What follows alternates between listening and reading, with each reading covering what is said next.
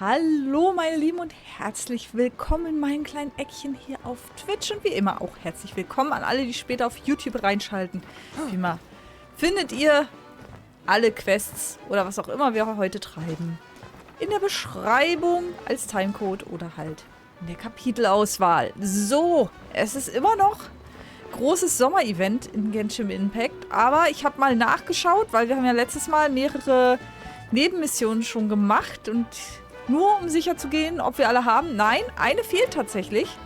Die machen wir heute auf jeden Fall noch. Und dann, glaube ich, gibt es schon wieder neue Events. Gefährliche Erkundung. Prüfung der Abenteurer. Gleich mehrere. Ach du meine Güte. Okay, und wir müssen ja auch noch, genau, hier genug von diesen Orbs sammeln, damit wir Laila kriegen. Müssen wir mal gucken, wie wir das so ein bisschen mischen. Ich denke mal, heute wird einfach, ja, Kleinkram-Stream sein. Würde ich jetzt mal sagen. Ah ja, und neues Einladungsereignis mit Kaya, stimmt. Und neue Banner. Da ist jetzt die Frage, gehe ich auf Kokomi, um die noch ein bisschen stärker zu... Ja, ich habe sie ja schon. Um sie noch ein bisschen stärker zu machen. Und ich habe sie in einem Team drin. Das auch mir eigentlich ganz gut Laune macht, auch wenn ich es nicht so wirklich aktiv vorwärts levele. Oder wir gehen nochmal auf den Wanderer, weil den habe ich noch nicht. Oder Option 3, wir sparen uns das ganze Urgestein und warten ab, bis Version 4 kommt. Die sollte ja jetzt als nächstes kommen. So, erstmal hier noch, zack, einmal das. Warum ist hier noch ein Ausrufezeichen? Deswegen... Okay. Und warum ist das noch? Weil wir es noch nicht ausgeführt haben. Nur noch 3 Tage. Oh. Cyrus, der Leiter der Niederlassung der Abenteurergilde von Mondstadt, hat sich einige Herausforderungen ausgedacht, um die Reflexe, Geschicklichkeit und Stärke neuer Abenteurer auf die Probe zu stellen. Diejenigen, die bestehen, sind als Abenteurer qualifiziert. Aber mal im Ernst, gibt es wirklich jemanden, der dem gewachsen ist? Das geht nur noch 3 Tage. Das geht immerhin noch 10 Tage, also das können wir auch nächste Woche noch machen. Ich glaube, dann machen wir das als erstes. Die Mirage geht ja noch 19 Tage, da haben wir ja mehr als genug Zeit noch, um das zu machen. Aber dann müssen wir doch echt das hier machen. Ja, dann auf dafür. Aktionsdetails. Gut, das ist wenigstens nicht so viel. Das kriegen wir noch irgendwie... gedeichselt. Können wir jetzt einfach das... Wie, es gibt noch nicht mal eine Quest dazu? Aha. Ja, gut. Ich habe jetzt vor lauter Überraschung gar nicht wirklich gelesen, was ich tun muss, aber wir finden schon raus. So.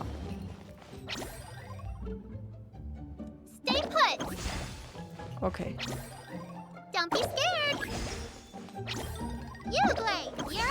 Boah, ich kann voll gut zielen. Hey! Und jetzt? Hey!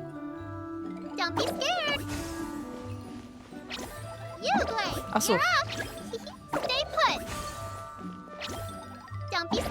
Hey!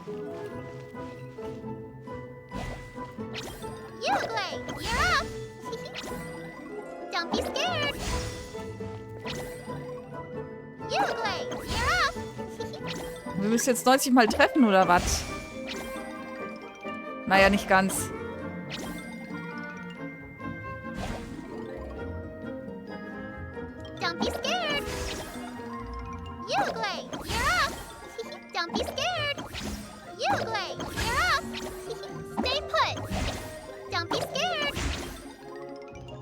Ja, wir müssen wohl 90 Punkte machen. Okay.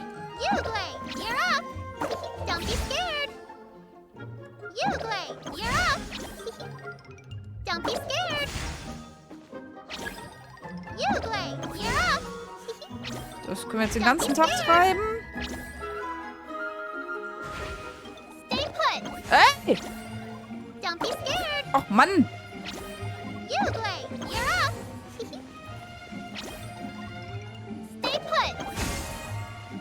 Hä?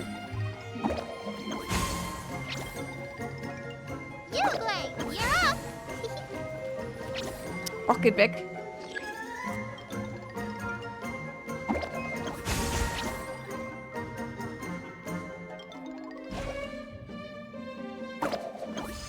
Yay! Okay. Ach so, ich muss direkt hintereinander machen? Ja. Hallo Marikado, hallöchen. So, was muss ich jetzt machen? Fußball spielen anscheinend.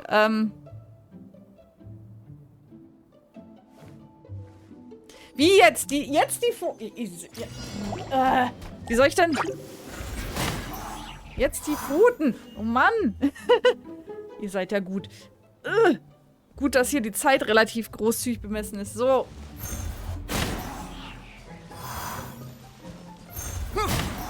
Na toll.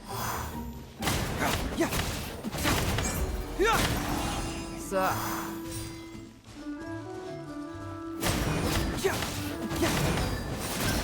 Oh.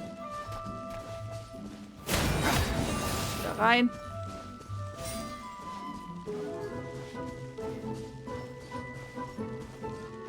So, wo sind die nächsten? Ach, da hinten.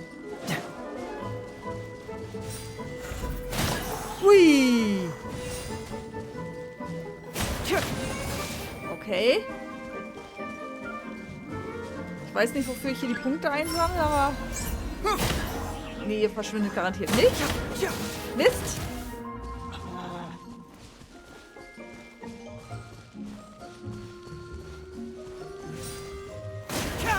Heftiger Schlag. Ah, das ist auch eine Möglichkeit, natürlich.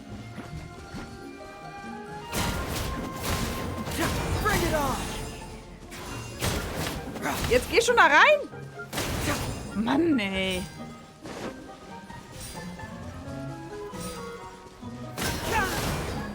Tor!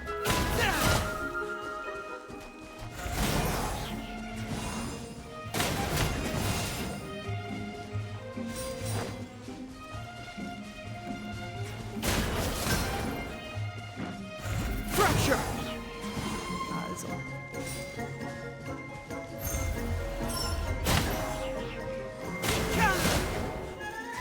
Also. Die Fantasie-Version von Robbenkloppen. Na herrlich.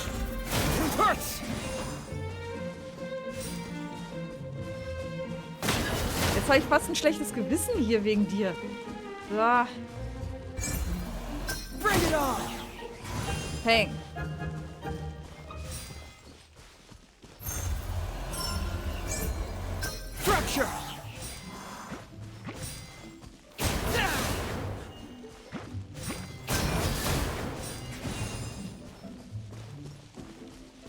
Stunden handeln. Hey!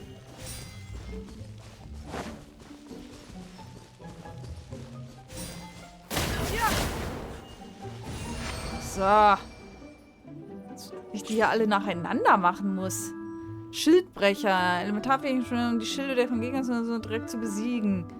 Werden die Abklingszeichen der MP werden fortlaufend wiederhergestellt. Wie spannend.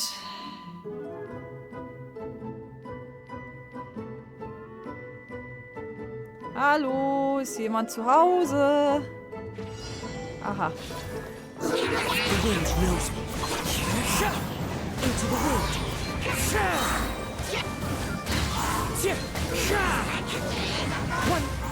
Aua!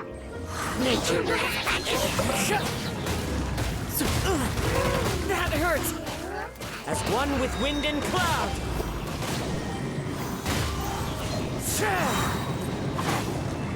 Ach, Mann! Fallen leaves, adorn my night! Into the wind! Ach, schon bestanden. Na gut. So, und... was hat mir das jetzt... Nein! Nein, nicht... Aha, nicht laufen. So, Belohnungen. Schließ Sequenzielle Prüfung I ab. Ja. Ach so. Ach so, ich habe die doch nicht alle nacheinander gemacht, sondern das waren jetzt einfach, war jetzt die erste und da sind 3 Teilprüfungen drin. Jo. Interessant, dass es dazu keine Quests gibt. Also hier keine Missions... Ach, Mann! Die doofen Pfoten. Nee, nur für die komplexe Kartografiermethode. Okay.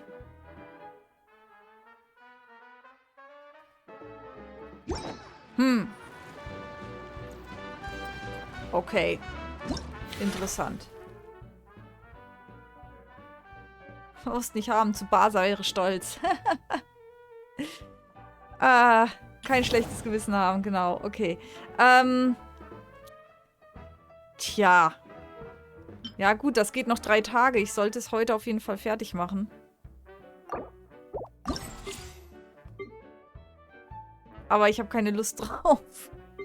Aber es gibt ziemlich viel Urgestein dafür. Lass uns doch erstmal hier noch die Nebenquest machen, die übrig war. Das weiß ich jetzt nicht, wo die war. Ich habe mir extra die Webseite jetzt rausgeholt, aber mit meinen Katzenpfoten kann ich die ja nicht ansteuern. So, erstmal Map. Das war doch hier Nein, Map! Nicht... Oh, Mann! Ich glaube, das war hier irgendwo. Ich glaube, das war hier. Da muss man irgendwie mit der Chuchu-Bahn rüber. Das heißt, wir müssen hier hin. Dann irgendwo da hoch. Okay, versuchen wir es. Haben wir schon hier das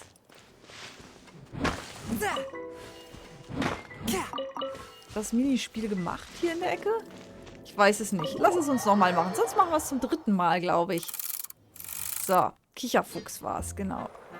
So, bing, bing.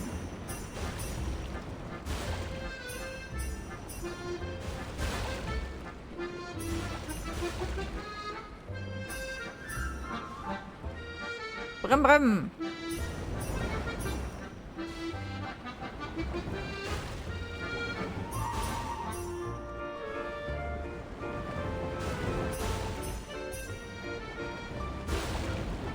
Brem, brem, brem, brem.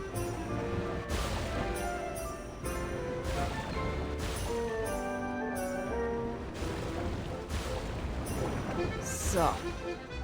Kamera ist gerade ein bisschen schwierig. Ah.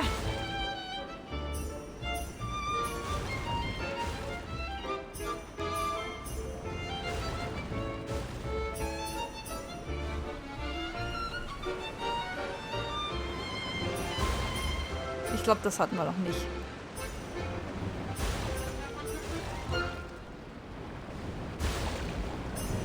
Und mir tun langsam die Finger weh. Jetzt schon. Naja. So. Gold. Haha. Was kriegen wir? Gar nichts, weil wir es schon gemacht haben.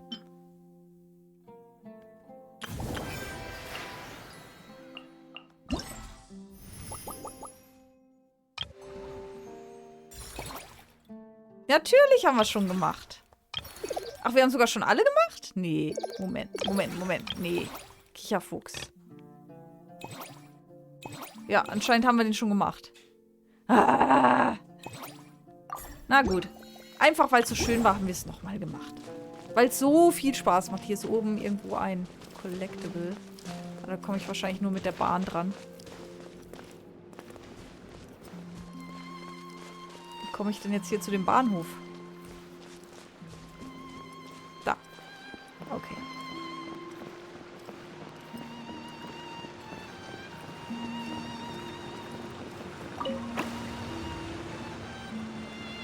So, ist es dunkelviolett, wo wir hin müssen? Sieht zumindest irgendwie violett aus, ne? Ah, ich darf die Pfoten schon wieder wegnehmen. So. Ah. Und ich mache auch noch freiwillig das Minispiel damit. Das ich nicht hätte machen müssen. So, jetzt gucken wir mal, ob das so passt auf der Map. Ja, scheint zu passen. Okay. Ups. Fast verpasst.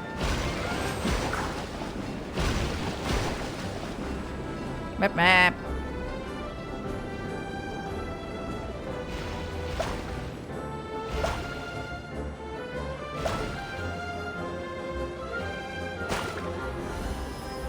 So, und hier kann man anscheinend das Gleis wechseln. Aha. Aha, okay. Neue Fahrbahn hervorgezaubert. Na, herrlich. So, und hier müsste irgendwo noch eine Quest sein. Wenn ich es richtig im Kopf habe. Ganz versteckt.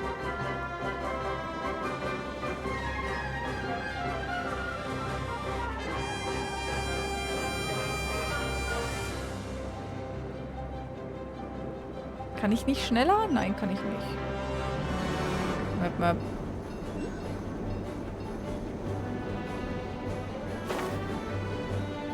Genau, da haben wir sie schon.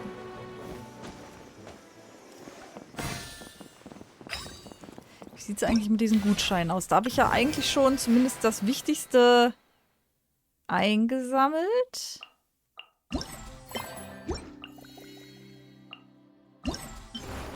Genau.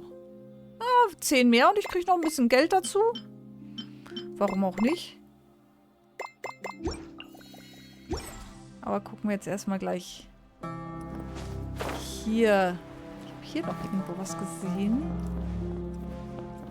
Ach, nur so ein Vogel noch. Okay, nee, dann machen wir die Quest noch. Das müsste dann die letzte sein. Gironi. Hallöchen. Huch, wie seid ihr denn hergekommen? Hier gibt es keine Fahrbahn und der Ort ist in sehr großer Höhe, ganz am Rand der Verluriyam-Mirage. Hier kommen nur sehr selten Leute her. Ich wette, dass nicht einmal Idia weiß, dass dieser Ort existiert. Gibt es hier denn gar nichts? Was machst du denn hier, Gironi? Ich mache einfach nur einen Spaziergang. Hey, schaut mich nicht mit diesem... Er hat sich doch etwa schon wieder mit Ferdinand gestritten, hat daher das Haus verlassen und ist hierher gekommen, Blick an. Nein? Nein, ich glaube nicht. So war es nicht. Wir haben uns wirklich nicht gestritten. Dass ich überall herumlaufe, geht auf ein, wie soll ich es sagen, persönliches Interesse zurück. Ich glaube, ich habe das früher schon einmal erwähnt. Die ursprüngliche Idee für den Chuchu-Express stammt von mir. Damals habe ich nach einem Mittel gesucht, um mühelos an hohe Orte zu gelangen. Also hat Gironi sich den Express und die Fahrbahn einfallen lassen. Denn ich liebe den Himmel und hohe Orte. Das muss euch wohl recht töricht vorkommen, oder? Ich erinnere mich, dass es in Inazuma ein Sprichwort gibt. Irgendetwas darüber, dass nur Rauch und Leute mit schwachem Verstand gern gen Himmel ziehen. Du bist ein großartiger Erfinder. Ein solcher Express kann jedoch nur in der Verluriyam-Mirage gebaut werden. Vergesst es, reden wir nicht davon. Es gibt noch einen weiteren Grund, warum ich hierher gekommen bin. Ich sehe mir von hier aus gerne das Firmament an. Das Firmament in der Verluriyam-Mirage ist wahrscheinlich nur eine Spiegelung des Sternenhimmels außerhalb der Flasche, aber für mich ist es trotzdem schön genug. Jeden Abend. Ich blicke zu den Sternen und fühle eine unvergleichliche Ruhe in meinem Herzen. Derjenige, der den Sternenhimmel liebt, ist Gironi? Jeder, der einen solchen Sternenhimmel sieht, wird ihn lieben. Es ist nur schade, dass wir ihn nicht auch am Tag sehen können. Natürlich, wenn ich nicht jeden Tag hier hochklettern müsste, um die Sterne zu sehen, wäre es noch besser. Ah, da hat Paimon gleich eine Idee, wie das funktionieren könnte. Oh, was für eine Idee. Einfach ein Foto machen. Ein Foto machen? Die Technologie da draußen muss sich enorm entwickelt haben. Ja, wir können ein Foto vom Sternenhimmel für dich machen. Ist das wirklich möglich? Aber natürlich. Aber Paimon ist sich nicht ganz sicher, von wo aus man eine gute Aufnahme des Firmaments machen könnte.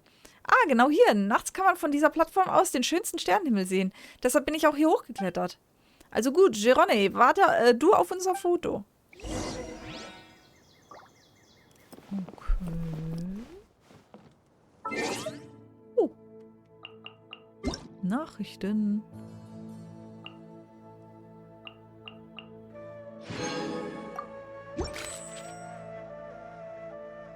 Was war's? 19 Uhr?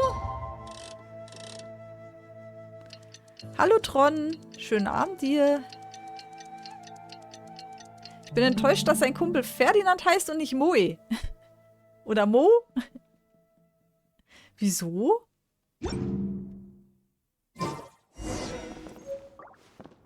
Begib dich auf die Plattform, um den Sternenhimmel zu fotografieren.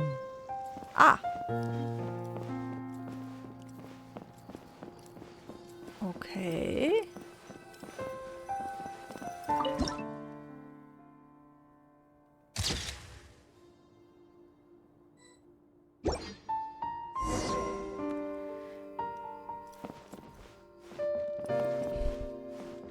30 Monate abonniert. Dankeschön, Tron. Danke. So. Geronni, wir sind zurück. Schau mal, hier ist das Foto. Oder meinst du Geronni und Mo? Okay, aha, jetzt verstehe ich es auch. Das sieht genauso aus wie der echte Sternenhimmel. Wollt ihr mir dieses Foto wirklich geben? Klar, wir haben es ja für dich gemacht.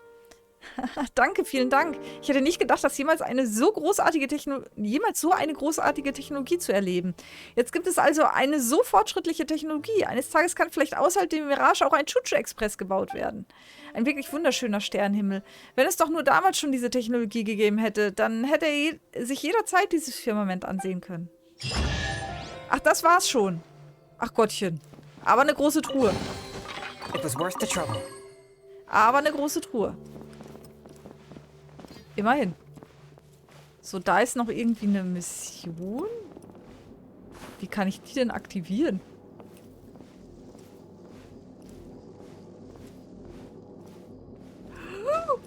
Upsa! Das hätte ich mir denken können, dass das passiert. Oder muss ich die von dem Express aus? Also erstmal Fahrtrichtung ändern wäre schon mal gut. So.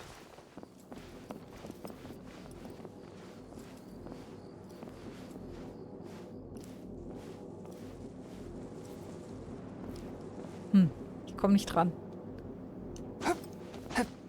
Dann muss ich das wohl vom Express aus machen. Aha.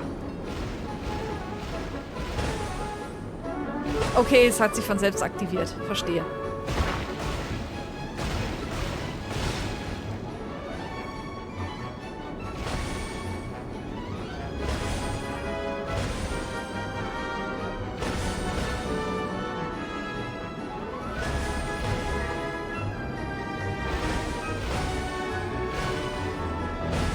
Hey.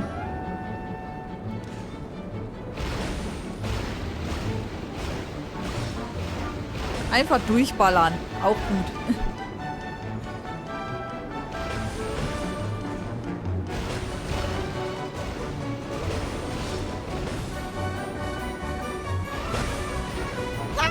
Mist.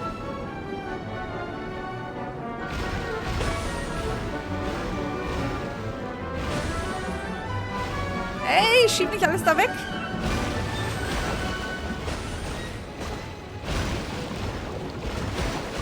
Ha! Tada. It was worth the trouble. Das war den Aufwand wert? Bist du sicher? Ich weiß ja nicht. So, und jetzt können wir jetzt wieder zurück die Schiene wechseln? Weil wir haben die andere Schiene ja gar nicht komplett fertig gemacht. Will ja wieder runter. Nee. Hä? Ich will doch wieder runter.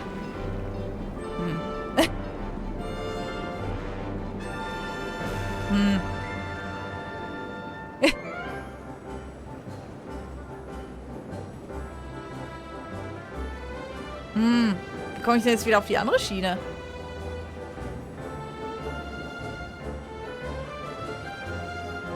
Ich will jetzt auch nicht rausspringen.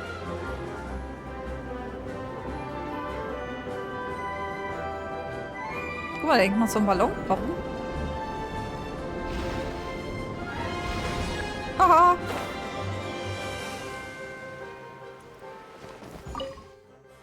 Ach so. Ich kann dann... Ah. Ich kann die Herausforderung nochmal starten. Verstehe. Aber ich will jetzt auf die andere Schiene wieder zurückspringen. So, jetzt haben wir auf jeden Fall alle Nebenquests hier gemacht. Wir können allerdings noch die Mini-Spiele machen. Wir können die Events machen. Ja, wie ich ja schon sagte, ganz viel Kleinkram heute, würde ich sagen.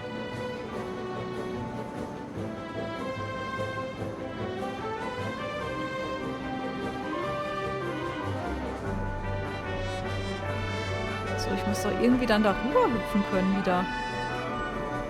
Oder?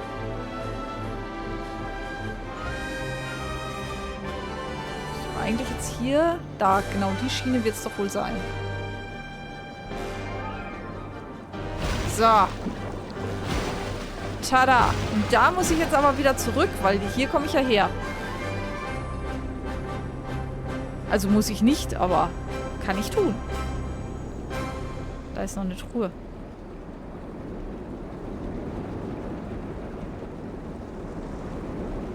Hui!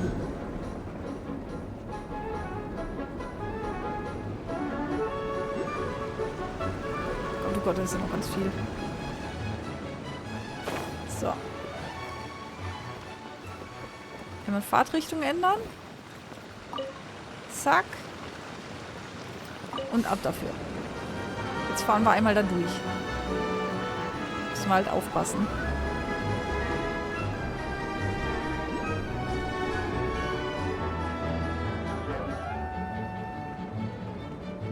Dass wir nicht wieder rüberspringen.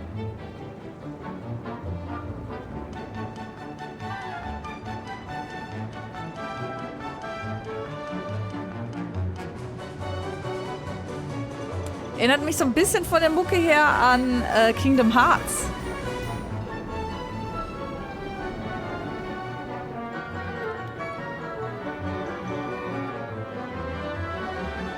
Finde ich wohl.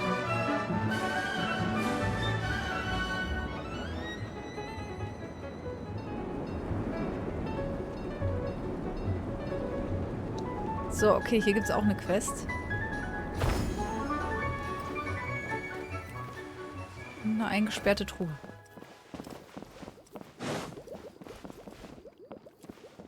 Blub, blub, blub. Das heißt, hier muss doch irgendwo ein Tröpfchen sein. Da ist doch eins.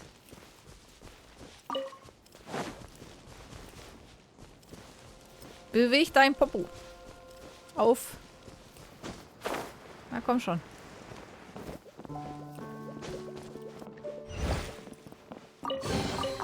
Unexpected, but welcome. So. Dann gleich in die Richtung weiter.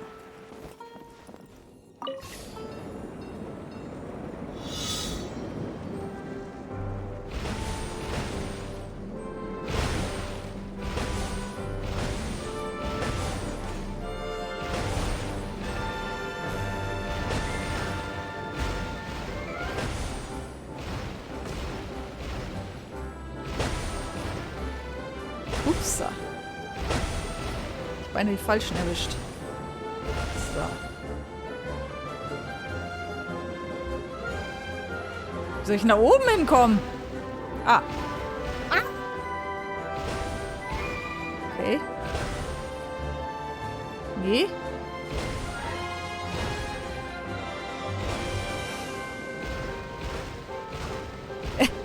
Nein! Haha. Okay.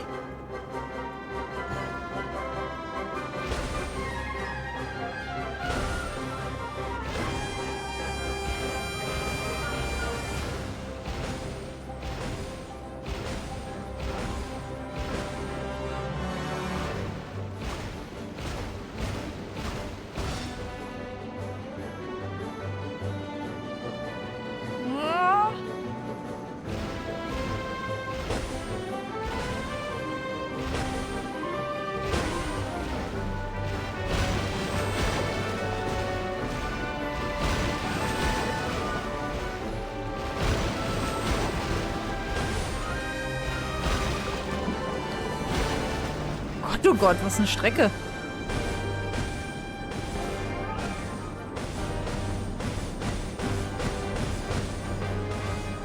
Okay, die fahre ich einfach um, oder?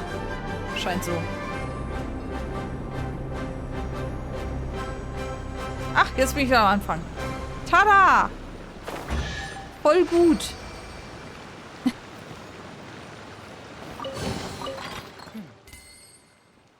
Nein, ich will... Ich will nur mein Loot einsammeln.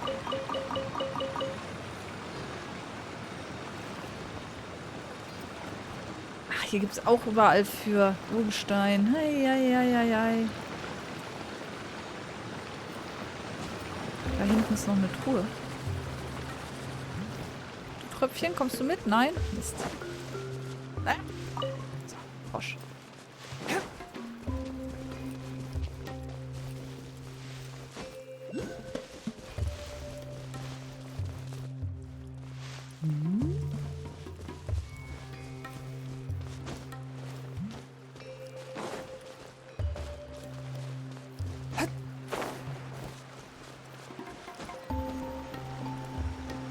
Ha!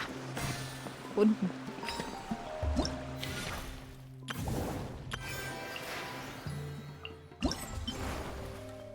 Na, 2 brauche ich noch.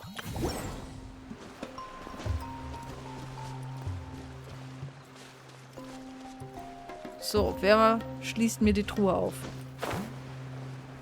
Da ist eine Kiste. Das könnte natürlich ein Tröpfchen. Ja, ich glaube, es ist, oder? Nee. Muss nicht unbedingt ein Tröpfchen sein.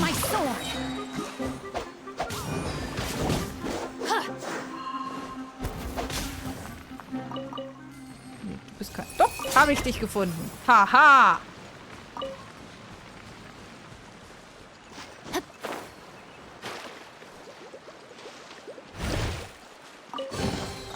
Treasure hunting. A valiant So, endeavor. einen Gutschein brauchen wir noch. Nächste Stufe. Da hinten ist noch eine Truhe. Komme ich denn da am schnellsten hin? Body and mind.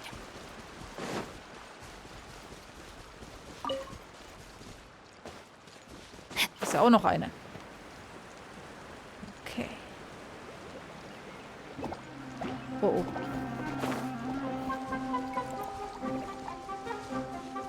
Okay. Au! Exakt. I summon Nee, thee. falscher Knopf.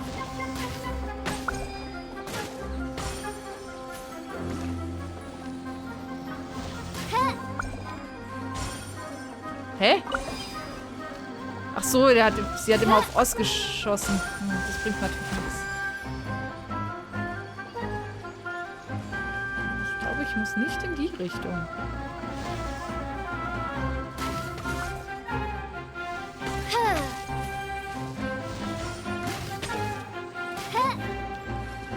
So geht's natürlich auch.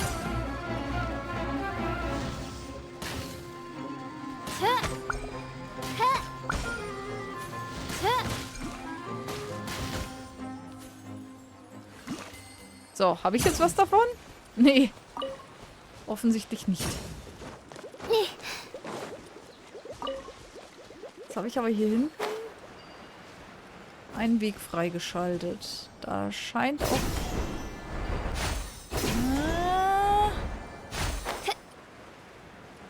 Was bist du? Ein Wassertropfen nur. Hä? Und was hat mir das jetzt gebracht? Irgendwie nichts. Da hinten ist ein Tröpfchen.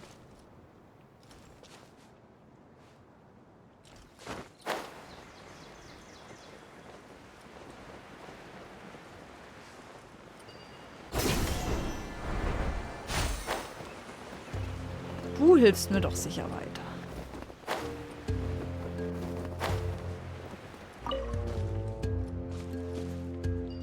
Wo willst du denn jetzt hin?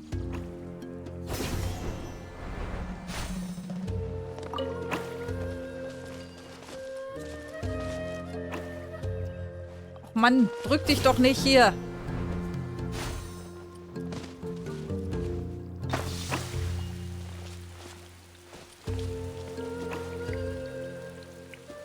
Wo ist es denn jetzt hin?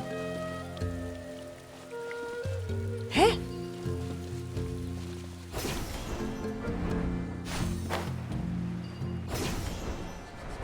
Aha. Habe ich dich.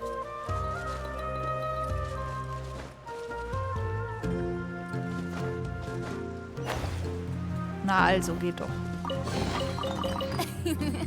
Cry out my illustrious name. So, jetzt aber.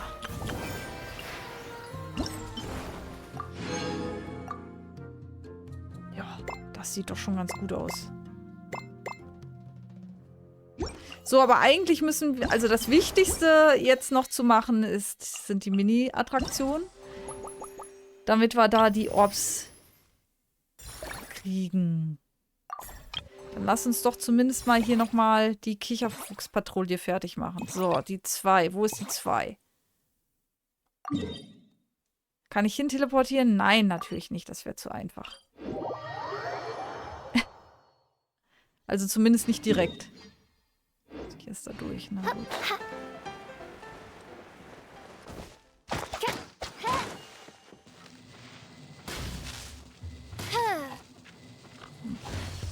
Egal.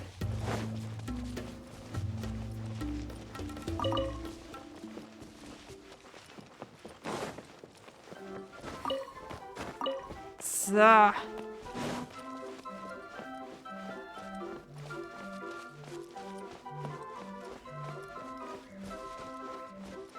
Beere? So beschäftigt mit Dancen. So, die Kicherfuchs-Patrouille ist ein bisschen höher irgendwo. Okay.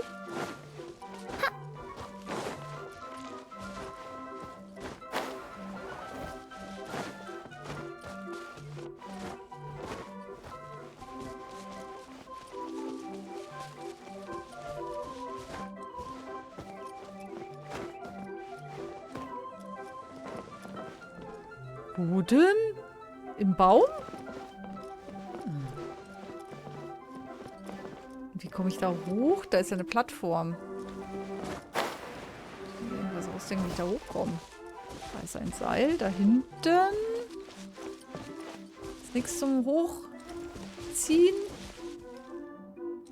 Sieht eher schlecht aus. Jetzt muss ich mir auch noch überlegen, wie ich da hochkomme. Ich war doch schon mal da oben.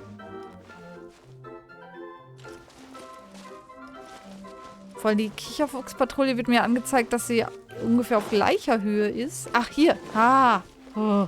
Okay. So.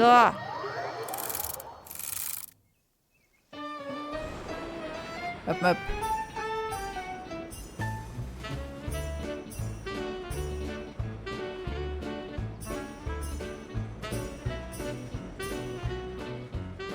Au. Mist.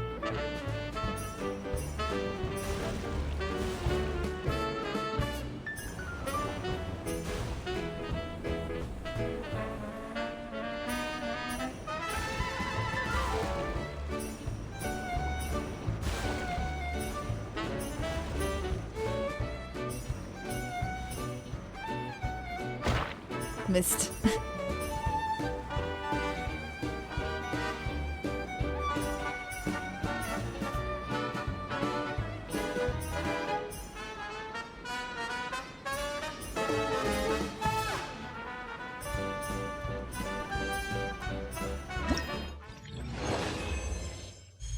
Trotzdem Gold. So, sehr schön. Das ist auch schon mal erledigt.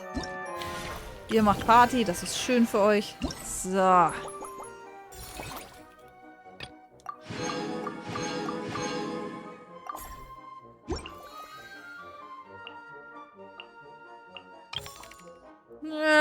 Da müssen wir noch... Oh, Moment. Es gibt da was. Aha. Okay. Müssen wir aber noch ein bisschen... So, hier sind aber noch andere in der Ecke.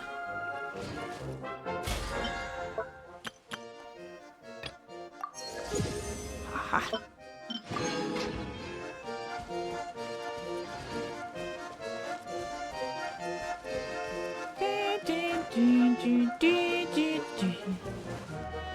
Ah.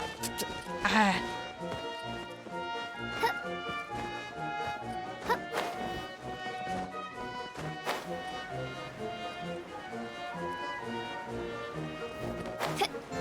Hä? Was ist das? Hehe, wie ist das? Habt ihr schon... Ach so, den Bing-Bang-Zwitscherball. Ja, gut. Gut. Da gibt's... Ah, okay. Gut. Ja, ja, ja. Ganz verdrängt. Ich weiß nicht mehr, wie es ging, aber wir machen es einfach. Herrlicher Zwitscherball. Äußerlich wunderschön scheint er, wie es sich für einen Schausteller unter den Zwitscherbällen gehört, andere Zwitscherbälle förmlich anzuziehen. Nachdem er geworfen wurde, wird er andere Bälle in einem bestimmten Umkreis anziehen, sobald er das erste Mal zum Stillstand kommt. Ach du Schande.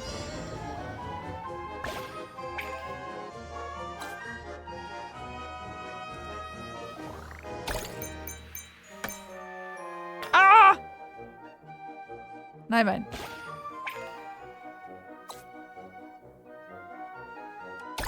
Mist. Das war doof.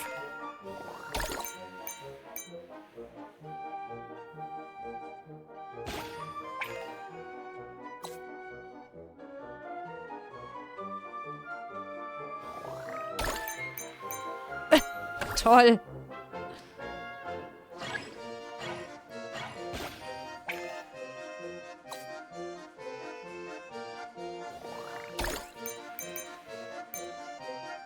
Na, das war doch besser. Auf jeden Fall. Ja. Das war doch gut.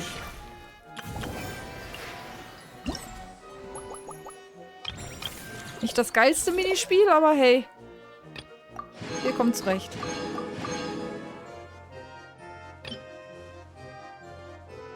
Ah, da gibt es noch ordentlich Urgestein abzugreifen.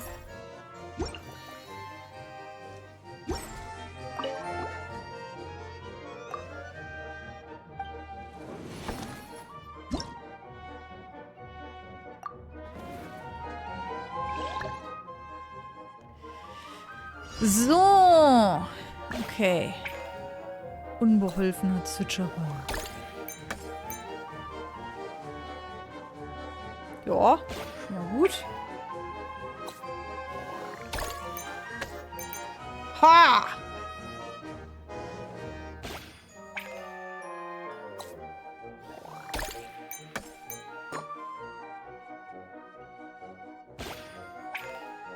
Ui. Nein, jetzt ziehe ich den anderen... Ah, doch nicht. Gott sei Dank. Ich hatte Angst, dass ich den aus dem großen Feld rausziehe. Ja. Schön.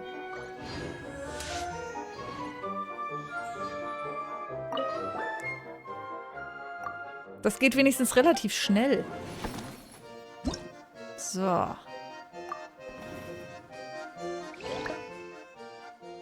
Hä? Das hatten wir doch schon. Moment. Nee. Hä?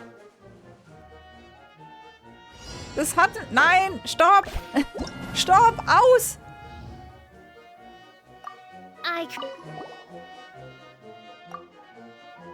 Ist doch das, was wir schon hatten, oder nicht? Ja. Müssen noch zum nächsten. Aber wieso ist hier kein Häkchen dran? Wir haben nicht genug Punkte gehabt. Na gut. Müssen wir es nochmal versuchen.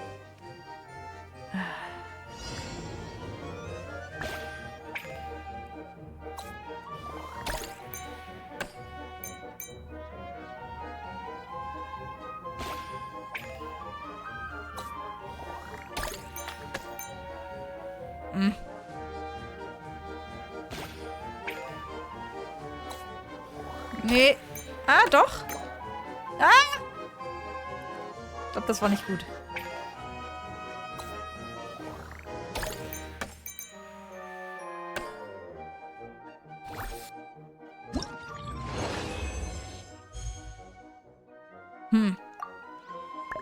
Müssen einen Punkt mehr kriegen, glaube ich. So viel zu, ja, es geht wenigstens schnell, ne? Mhm.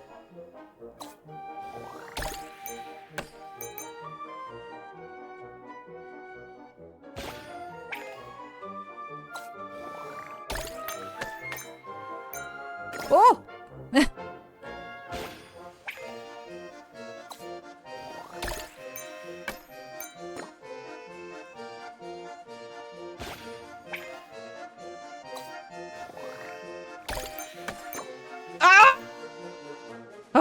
Nein! Ah! Alles gut! Alles gut! Panik! So, jetzt müsste es doch aber gut sein, oder nicht?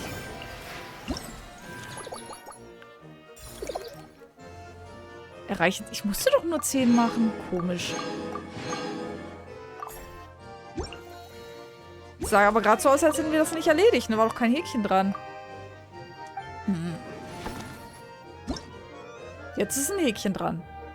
Vielleicht, weil ich die Belohnung noch nicht abgeholt habe.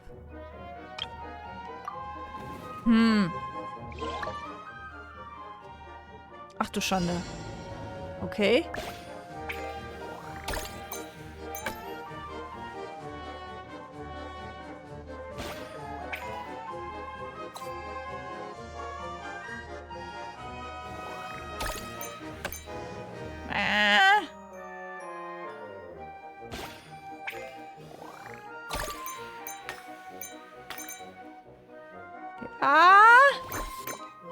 Nice! Jetzt brauchen wir nichts mehr machen. Alles gut.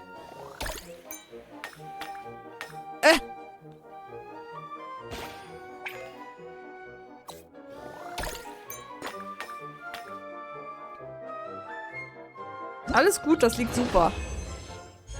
Jawohl. Ja, scheint so, dass wir einfach nur noch die Items noch nicht gewählt haben. Deswegen wird es nicht mit einem Häkchen versehen. Na gut. Was auch immer.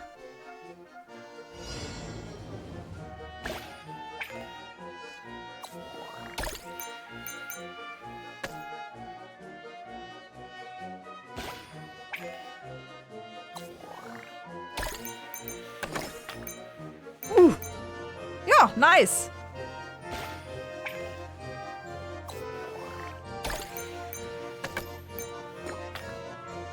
Oh, habe ich jetzt weniger gekriegt? Ich weiß es nicht. Moment.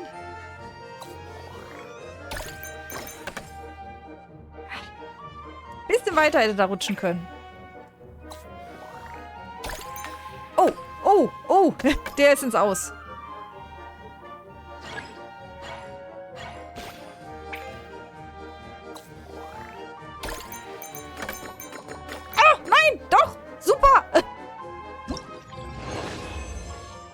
Nice. Nächster. Die Minispiele motivieren viel mehr, wenn sie nicht so lang sind. Finde ich. Oh je. Mehr Power.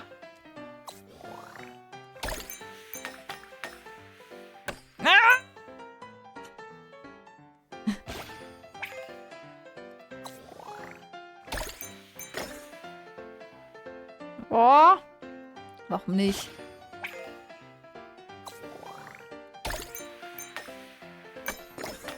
Ja, sauber.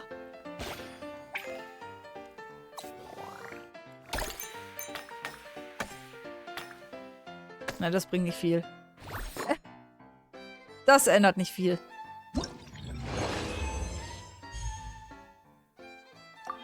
Nächster.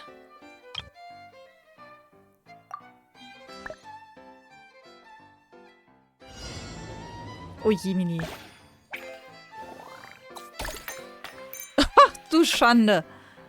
Ach du Schande. Okay.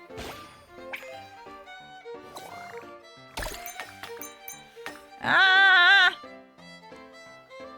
Ich glaube, einfach ganz nach oben ballern. Bringt eher was. Naja. Oh, oh, oh, oh, oh. Naja.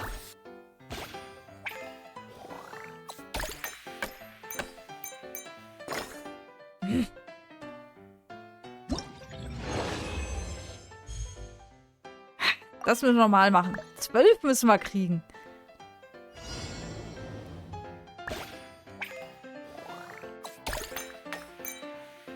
Ach Gottchen.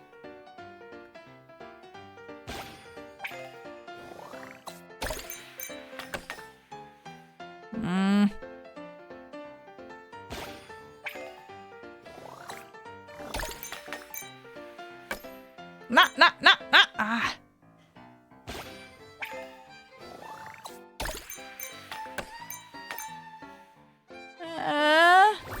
Ah. Sehr gut.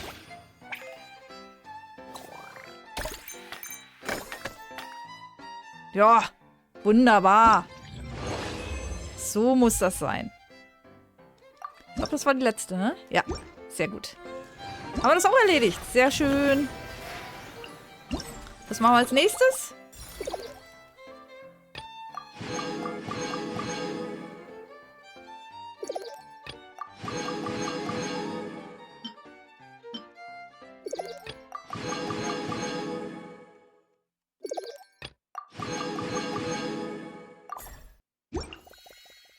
So, noch ein Ausrufezeichen. Wofür? Das nicht. Das hier. Ah! Ah, wir sind schon nah dran. Nur noch 100. Nur noch 100 Kristalle. Okay. Und für 1500 kriegen wir sogar ein Krönchen. Also die 1500 müssen wir machen. Die Tickets sind nicht ganz so wichtig. Aber die Kristalle, ja, doch. Das heißt, wir müssen alle Attraktionen machen.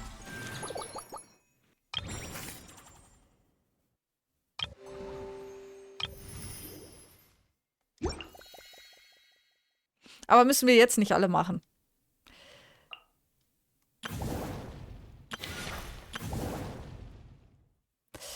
Tja, machen wir die Prüfung der Abenteurer noch fertig? Ja, wir haben nur noch 3 Tage, ne? Sollten wir tun.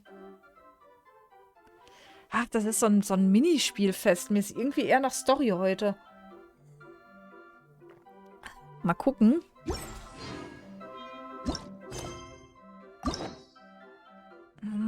Ja, wir könnten noch einen zweiten Schlüssel holen. Dann könnten wir hier was von machen. Da haben wir ja auch noch so viele von übrig. Aber ich würde erstmal noch das hier machen. Eigentlich würde ich alle nochmal machen. Gucken wir mal. So, dann, ja. Da scheint es ja irgendwie keine Quest zuzugeben. Von daher einfach durchackern. Nutze deine Hände zur schnellen Bewegung und vermeide die brüchigen Bodenplatten. Sammle Abenteuertaler ein, um Punkte zu erhalten. Okay.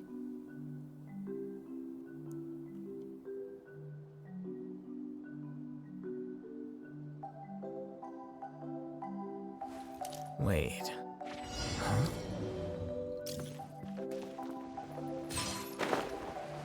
Das war jetzt nicht so schlau. Here you are.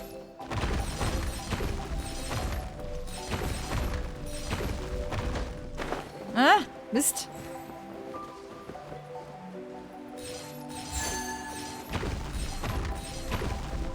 Ah, besonders schnell muss ich mich gar nicht fortbewegen.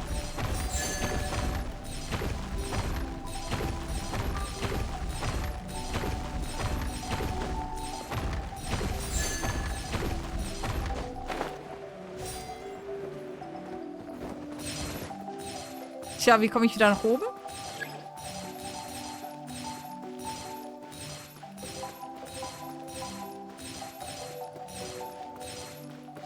Okay. Ah, so komme ich wieder nach oben.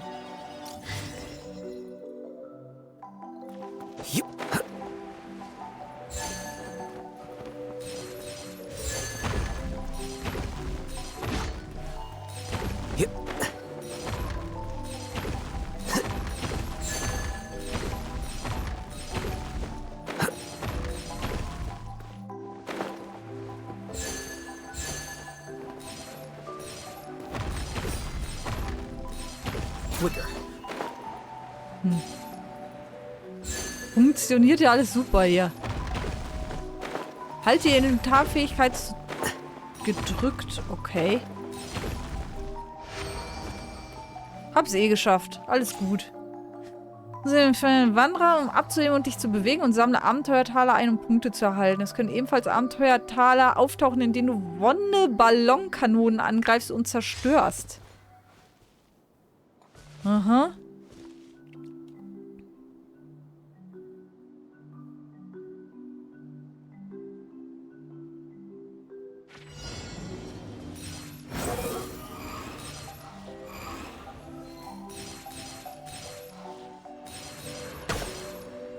Ja, How toll. amusing.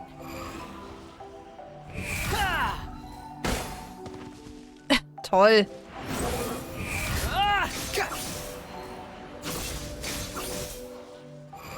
You're dead.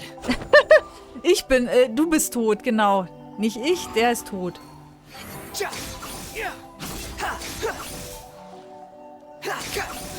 Wo soll ich denn jetzt diese blöden Taler herkriegen? Ich soll Wonne-Ballon-Kanonen. Ach so. Die Kanone muss. The wind rises. Behold. Mann. Das funktioniert super.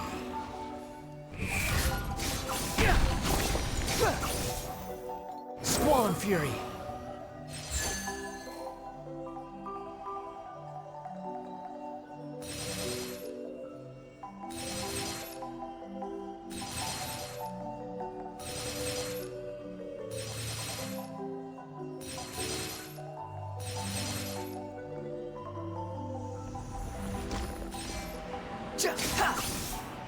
You're dead.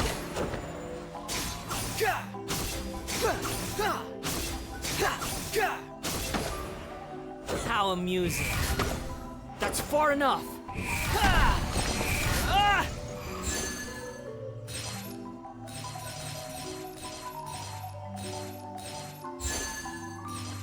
Okay, das ist irgendwie doof.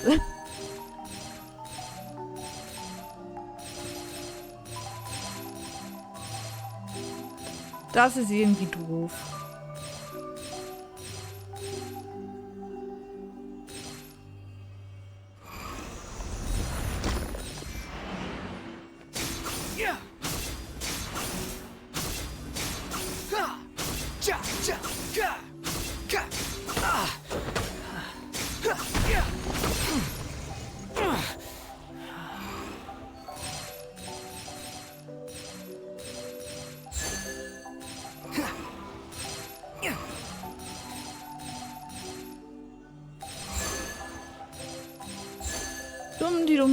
Dumm.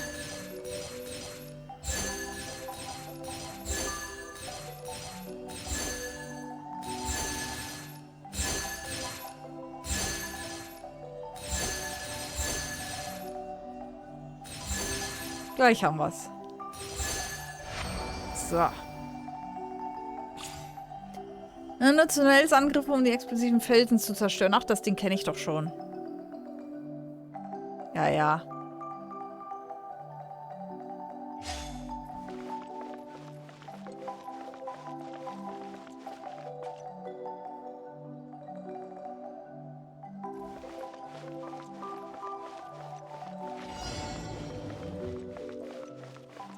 Steady as stone.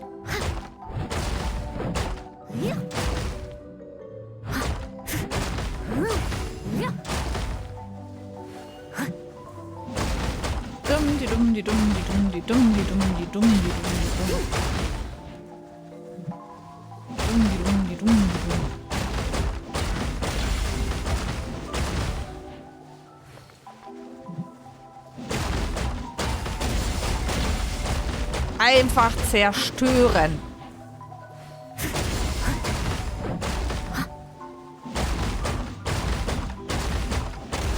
Peng. As a good night should.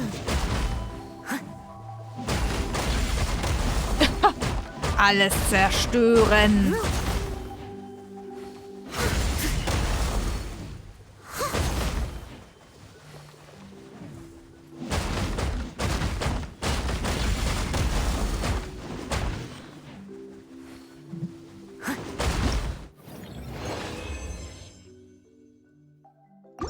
So, das war gut, oder? Ich glaube, ich muss es nur bestehen, oder? Ja, nur bestehen. Ist irgendwie Banane. Es ist irgendwie sehr Banane.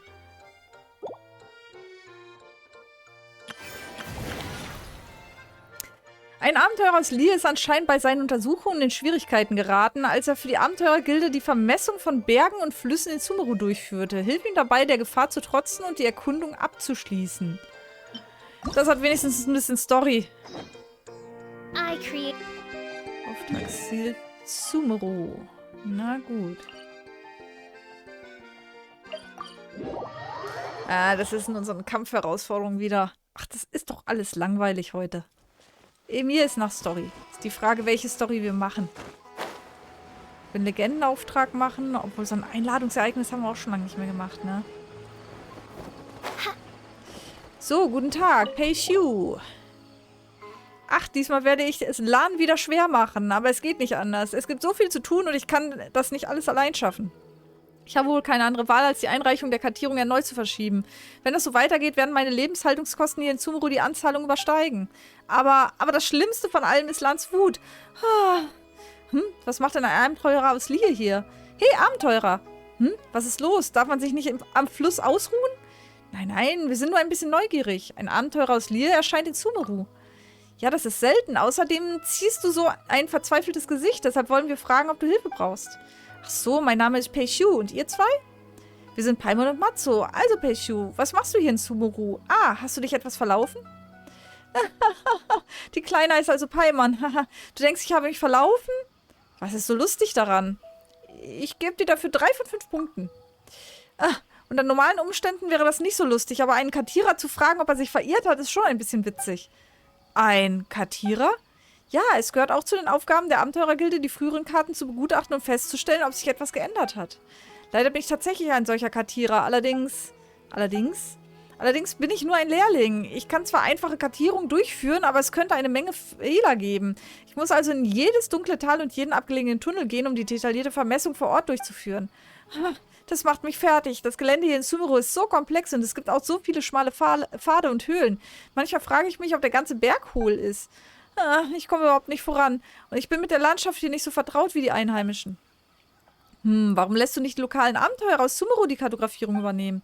Tja, tatsächlich handelt es sich sogar um eine Zusammenarbeit zwischen beiden Niederlassungen der Abenteurergilde von Sumeru und Viele.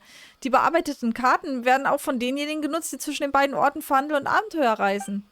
Der Grund, warum die Viele-Niederlassung die Leitung übernahm, besteht darin, dass die Person, die das Projekt leiten sollte, viele Erfahrung im Bereich Kartografierung hat und von allen als zuverlässig angesehen wird.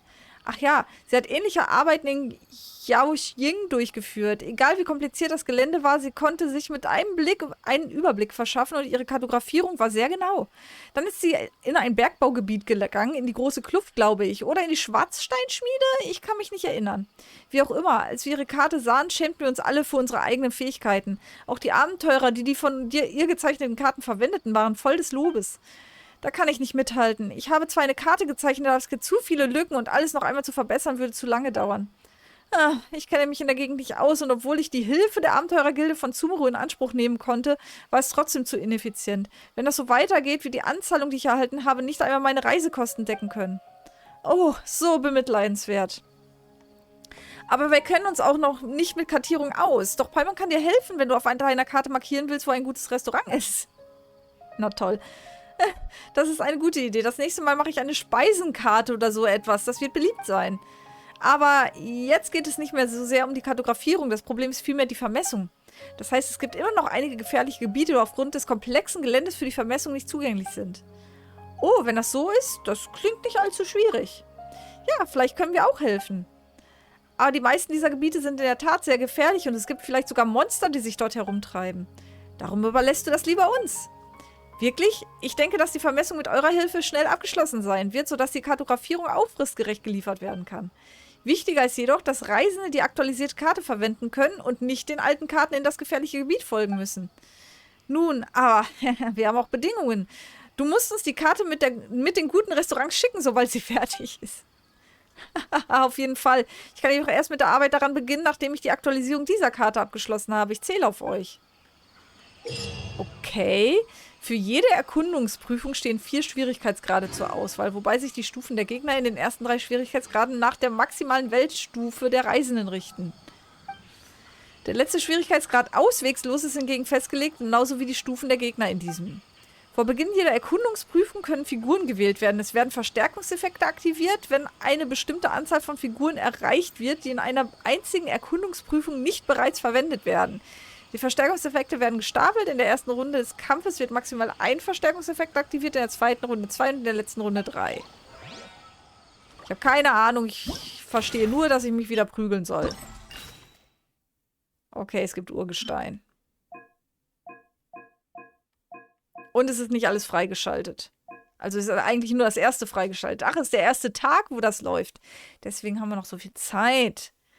Schaut mal. Gut, dann machen wir zumindest das jetzt einmal. Und dann müssen wir schon wieder was anderes ausdenken.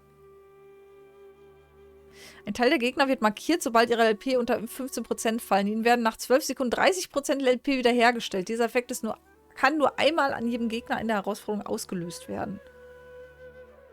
Aha, normal oder darüber, schwierig oder darüber, kritisch.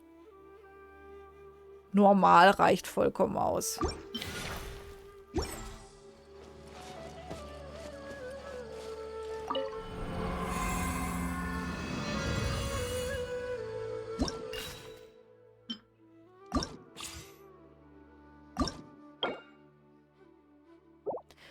Ist mir egal. So. Einfach raus damit.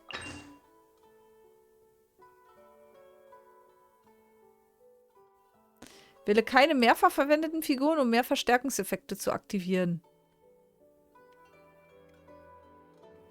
Hä?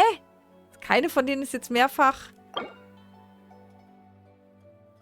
8 Figuren nicht mehrfach verwendet. 4 Figuren nicht mehrfach verwendet. Naja, okay. Was auch immer. Ist mir egal, die sind nur Stufe 8. You are right here. Eat this! Midnight Phantasmagoria! Time for the work. No rest for the wicked. Let me weave you a verse. You are going from whence you came. Sick of this. Wings of darkness! Come, sever night from day! Ach, das war schon. Na gut. Geht aber weiter. Okay.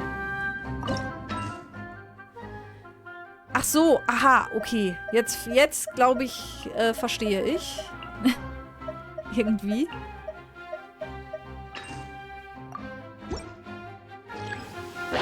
Crush! Ey! Look at you, Boomtail! Eyes on me! Shudder! Beg for mercy. Everybody stand back! Flood of frost! Rack and ruin! Shake and stir! Let's light it up! Diana special!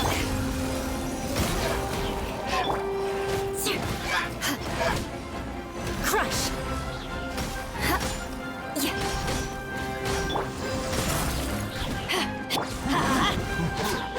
Beg for mercy. Wow. Sketch! I'm going in! Let's light it up! Crush! Think you can bully me? Power that ended life! Beg for mercy. Vengeance will be mine. Eye for an eye.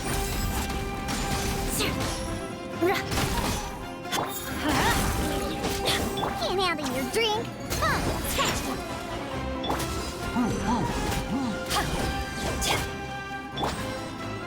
Everybody stand back. So.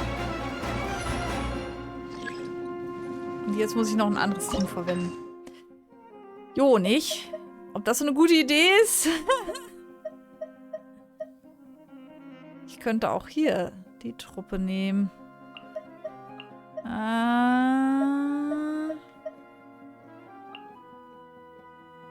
hatte ich noch drin?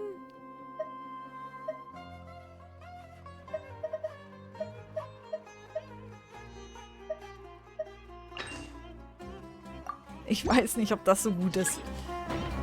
Your life is mine. I will have order. Solidify. Disappear. Wind, hear me.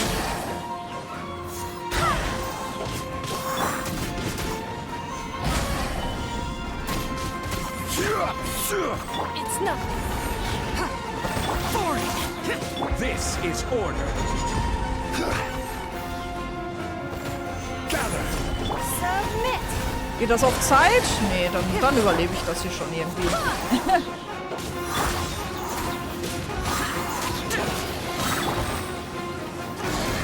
Stabilize. Evil conquering. Here.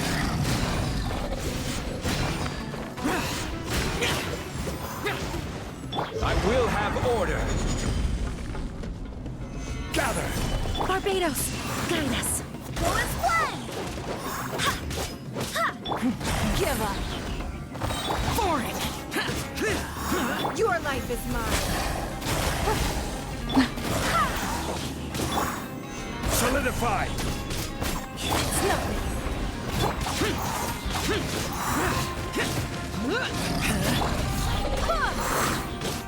I swear by my sword. This is order. Gather. Disappear. So. Passt schon irgendwie, Leute. Passt schon irgendwie. So.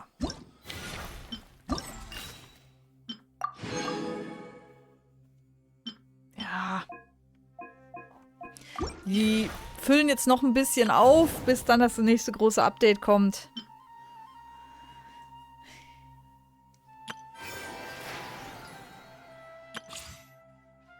Ich würde sagen, wir machen wirklich noch Daily Quests jetzt.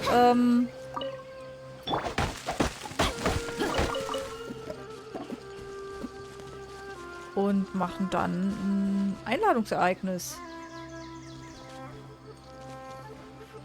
Mann, Mann, Mann.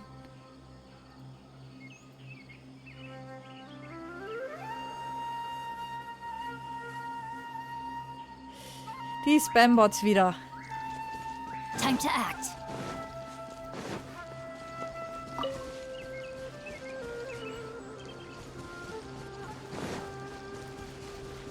Nee, euch greife ich vielleicht besser nicht an. Nee, Ach, ich will Daily machen? Welche Dailies haben wir denn? Und dann machen wir ein Einladungsereignis. Finde ich gut. Ich will jetzt nicht die ganze Zeit nur Kleinkram machen. Das ist irgendwie doof. So, das ist alles in Zuru. Okay.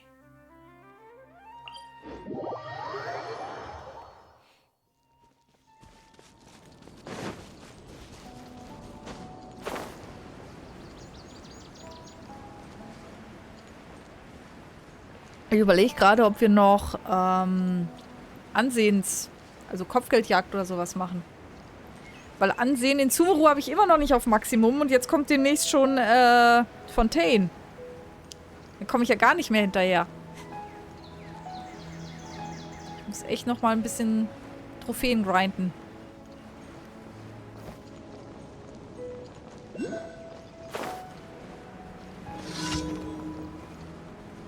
Muss irgendwo ein Dendropolis sein? Okay. Da ist... ja, okay, so eine Begräbnis. Gut, da kümmern wir uns gleich drum. Rain outlines your fate. Witness the power of Gugwa, body and mind. Midnight Phantasmagoria.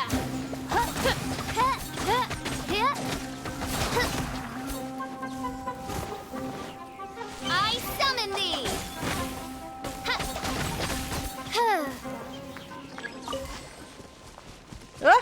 Ich häng fest. Mist. Nee. Wo bin ich? Hä? Was? Okay. Okay. Ich glaube, das war so nicht gedacht. Odds revealed by Swift and merciful.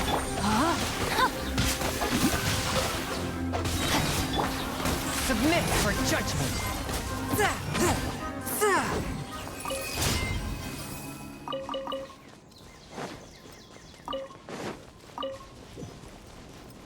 So. Einmal das. Nächstes. Uneinnehmbare Festung. Nee, jetzt wollte ich... Nee. Wir wollten ja erstmal noch hier... Genau. So.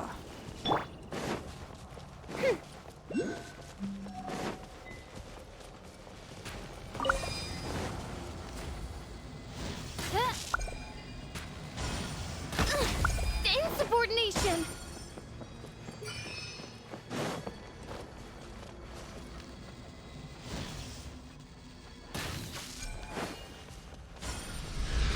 Au! Ha!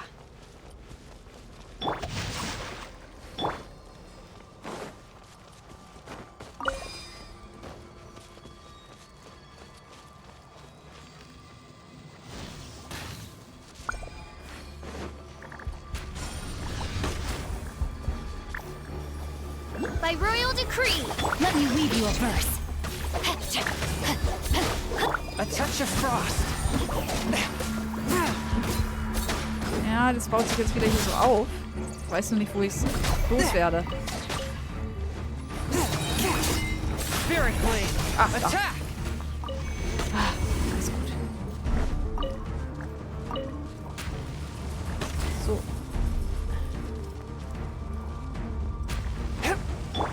Aua! So, wo ist noch eine Blüte?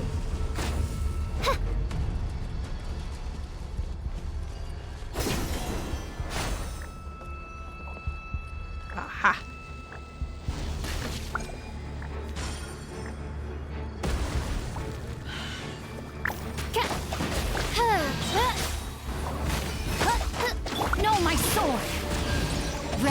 outlines your fate. As you wish, Maiden-Fräulein.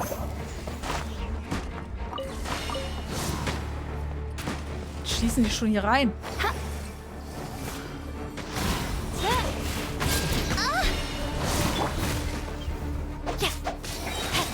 Rain cutter. Gooba, get them.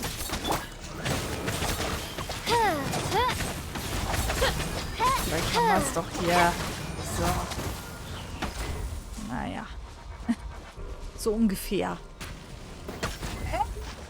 So, wo ist jetzt die große Mama-Blüte? Da.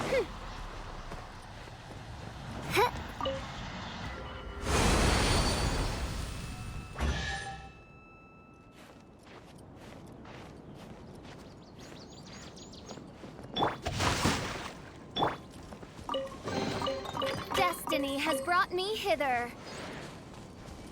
Okay, jetzt haben wir hier 2. Da ist eins, ein Dendrokrano. Zack. Und dann müsste hier noch irgendwo eins sein. Nur wo?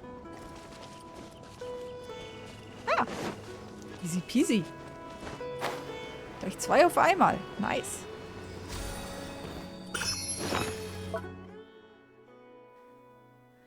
Hallo Kommadieb, Hallöchen. Schönen Abend dir. So. 2 Dendrokraner. Okay. Oh, ich kann mal wieder hier Dendrosiegel abgeben. So, aber eigentlich wollte ich doch Dailies machen. So. Vielleicht von hier.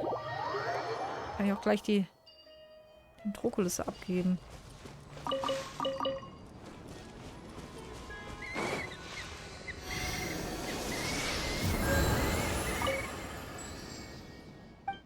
Aber ich glaube... Nee. Oh, Stufen. Erst Stufe 6, ey. Ich habe echt getrödelt. Muss echt zusehen, dass ich das wieder aufhole.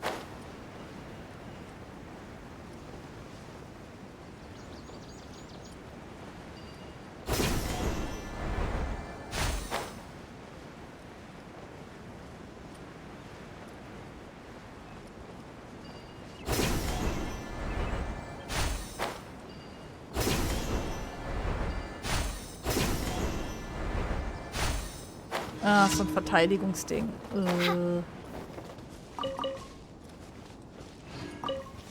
That's close enough. A new punching bag. Odds reveal by... Out of the frying pan, into the... Rain outlines your...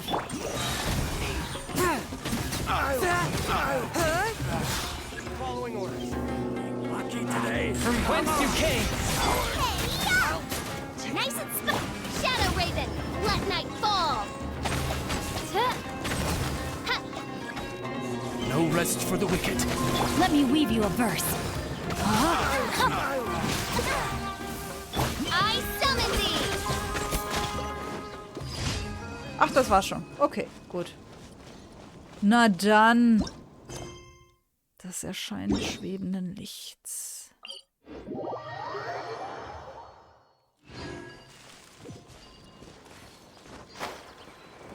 Hä? Weiter oben.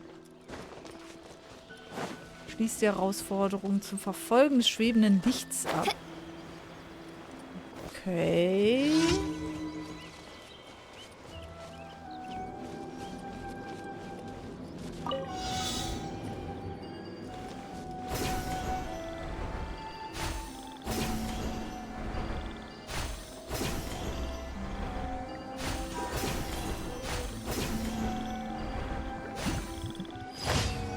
Ach, das war's schon. Okay. Vertreibe den Schatzmarder. Heraus da.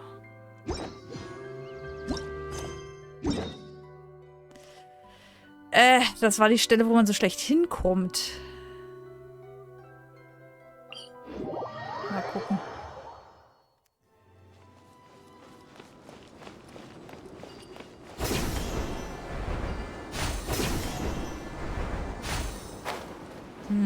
Das ist ja eine ganz andere Richtung.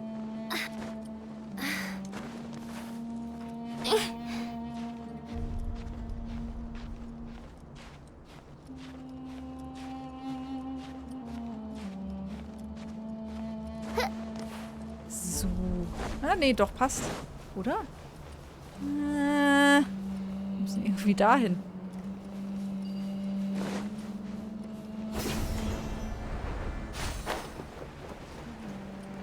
Ei.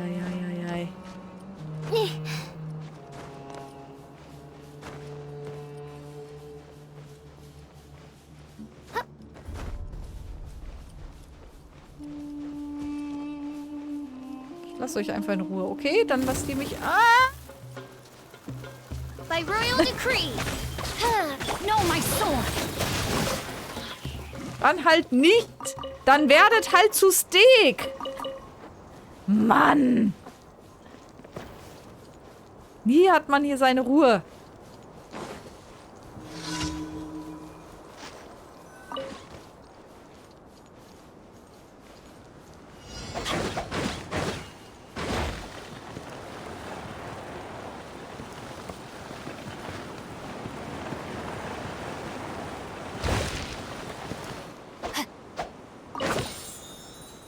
Haha.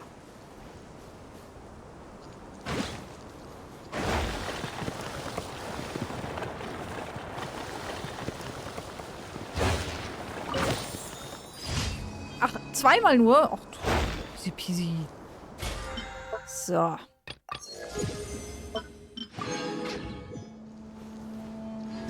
Das heißt, wir können jetzt nach Mondstadt.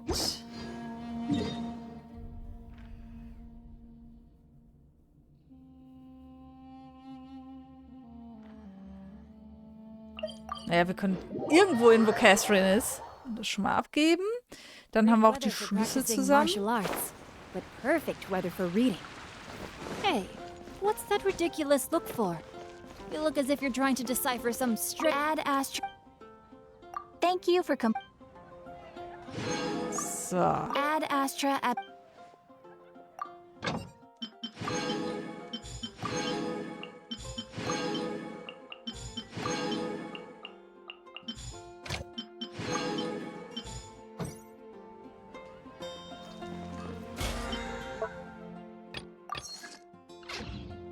Eigentlich noch was hier zum Schmieden abgegeben gehabt? Nee. Können wir aber auch mal wieder machen. So. Ich habe so viel von dem Zeug. Gibt es da eigentlich eine Obergrenze, wie viel man davon haben kann? Ich sammle das irgendwie. So, jetzt können wir nämlich hier den Schlüssel einsammeln und dann können wir uns ein Einladungsereignis suchen. Welches nehmen wir?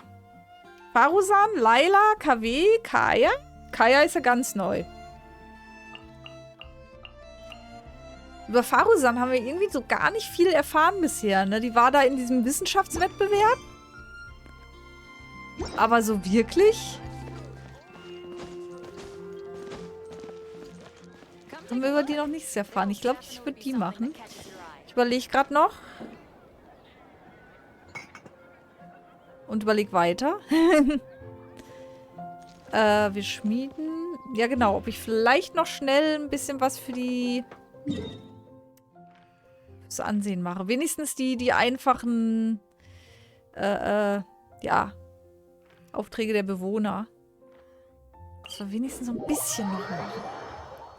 Ich war da auch ziemlich nachlässig. Und ich will ja zumindest meine Trophäen haben, bevor dieses Spiel zu Ende ist. Gut, das Spiel geht noch ein paar Jahre, glaube ich, aber trotzdem. So. Bitten der Bewohner, genau. Verlangst nach Äpfeln. Wenn ich 5 Töpfchen Zucker. Na gut, wenn ich die. Ich hoffe, ich habe welche. Elemente 30. Wie sieht es denn eigentlich jetzt da mit meinem Ruf aus? Ja gut, wenn ich jetzt Kopfgeldjagd machen würde, könnte ich die nächste Ansehensstufe haben. Was gibt's denn da? Nur ein Rezept. Brr. Aber da gibt es schon den Dendroculus-Resonanzstein. Das ist natürlich schon viel wert, ne? Und den Schatzkompass. Ja, die brauche ich eigentlich, wenn ich meine Trophäen noch kriegen will. Ach. So, habe ich Zucker? Ist das hierbei? Wo wird denn Zucker aufgelistet? Nicht bei den fertigen Lebensmitteln, ne? Wahrscheinlich bei den normalen Items.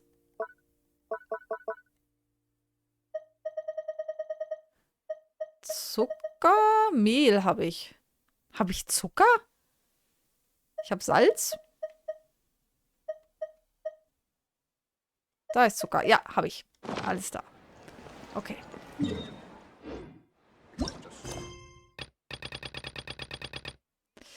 Ja, es bitte um Zucker. Da ist sogar ein Teleportationspunkt. Das geht ja richtig schnell.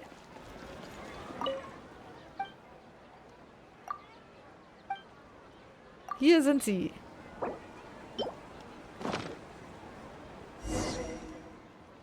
Bei der nächsten Mahlzeit gibt es wieder Zucker. Juhu! Mega gesund. So, sie will Äpfel. Oh, zum Glück sind die alle bei einem Teleport. Das geht schnell.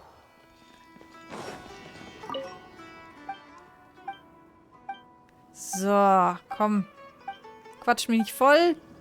Ihr wolltet... Oh, ihr wolltet doch Äpfel. Hier, Äpfel. Hier sind sie.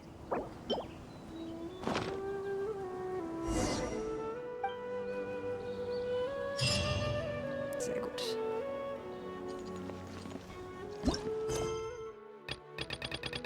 Goldbrigade.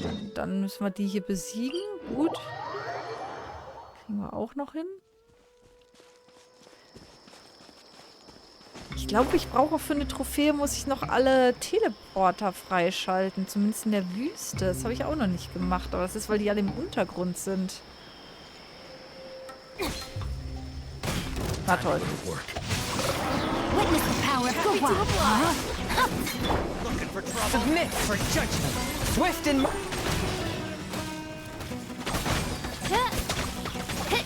Will.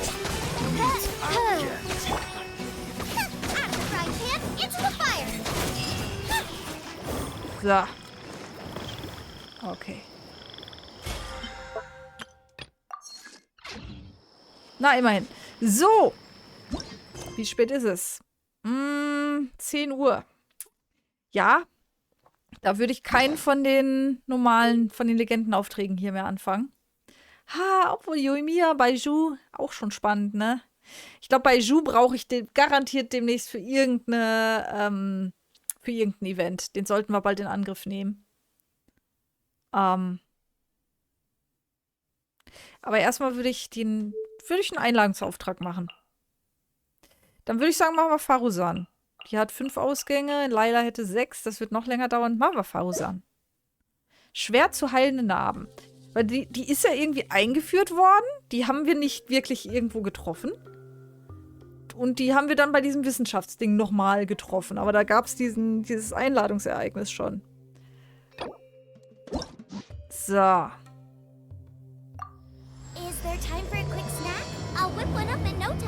Die war ja irgendwie so ein bisschen strange drauf. Die ist ja anscheinend älter, als sie aussieht. Oder so. Oder zumindest tut sie so. Wo müssen wir denn hin? Außerdem muss ich da nicht so viel vorlesen. Das ist auch gut.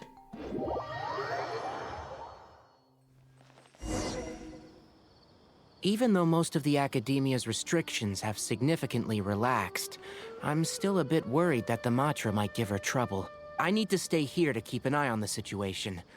Kale, can you head to Sumeru City and find out why she isn't here yet? Does it have to be me?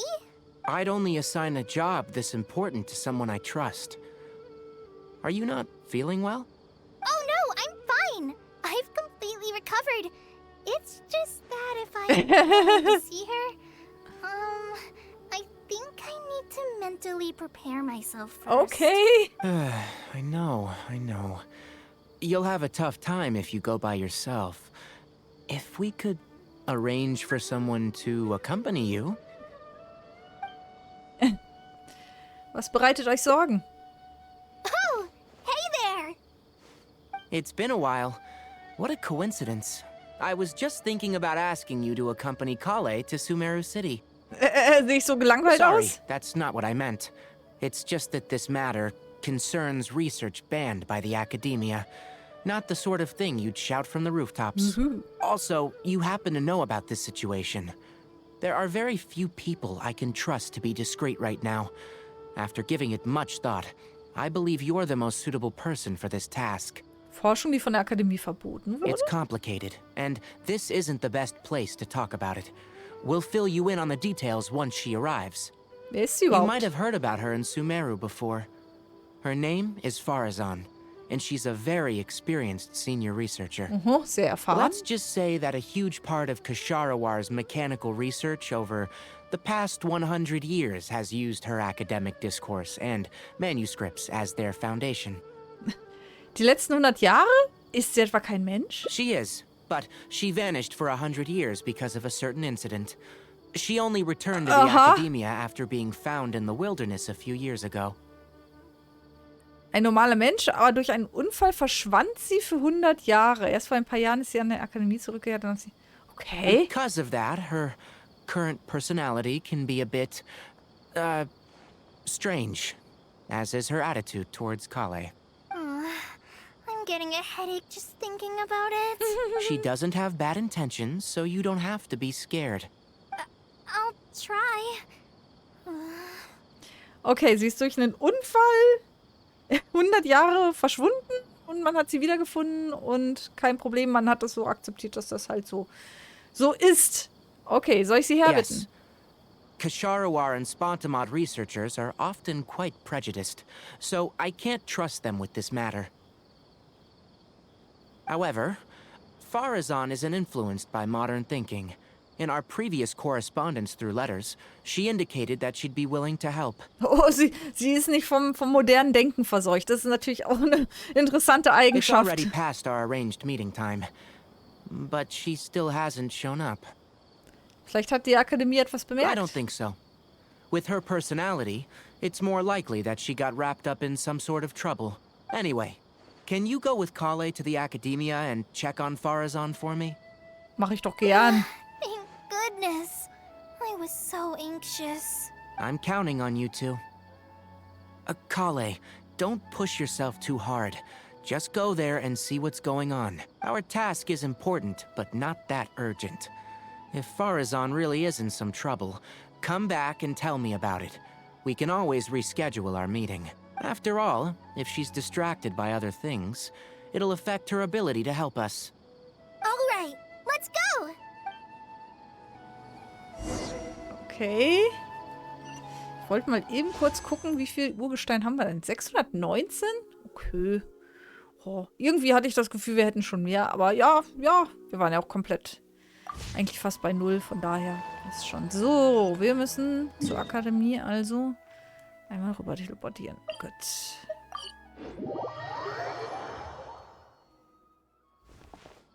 Sorry, what did you say? Oh, could you repeat yourself? As you know, I'm sure, hearing goes with age. Faruzan, I said that you need to give us an answer.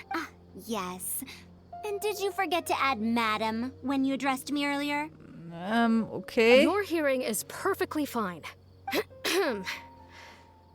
Madam Faruzan, we don't want to make things difficult for you. However, you haven't been teaching courses or supervising theses these past few years. Hallo Nekotube, Hallöchen. Danke für deinen Raid. Na, einen guten Stream gehabt? Isn't this rather problematic as an advisor? Hallo Apfel-AC. Never mind students. Even other Hallöchen. advisors are starting to complain. And who, if I may ask, complained? If they have any issue with me, tell them to talk to me themselves rather than waste any of your time. You don't have to tell me anything. I very well know that it's those people from Haravatat. How I wish they'd put their time into doing proper research instead. But Madam Faruzan, it has been a long while since you last made any practical academic contribution yourself. Academic contribution cannot simply be divided between the tangible and the intangible. The issue here, I believe, is that the reviewer doesn't understand the very nature of knowledge itself. War gut und erfolgreich mit der Hilfe von Apfel. Hab einiges im Game gelernt. Was hast du gespielt? Auch Genshin? In any case, makes no sense to use a metric like this to evaluate a mentor. Which sage set this rule anyway? I should write a letter of complaint right this instant. Wait! Madam Faruzan, please let me finish. That's her, all right. But the person with her doesn't look like a Matra. Sie ist so jung. Shh! She hates it when people call her young! Her body apparently stopped aging during the year she was gone. So that's why she looks the same as she did 100 years ago. Okay, was ist da passiert? Okay, I think I'm ready for this. Let's go!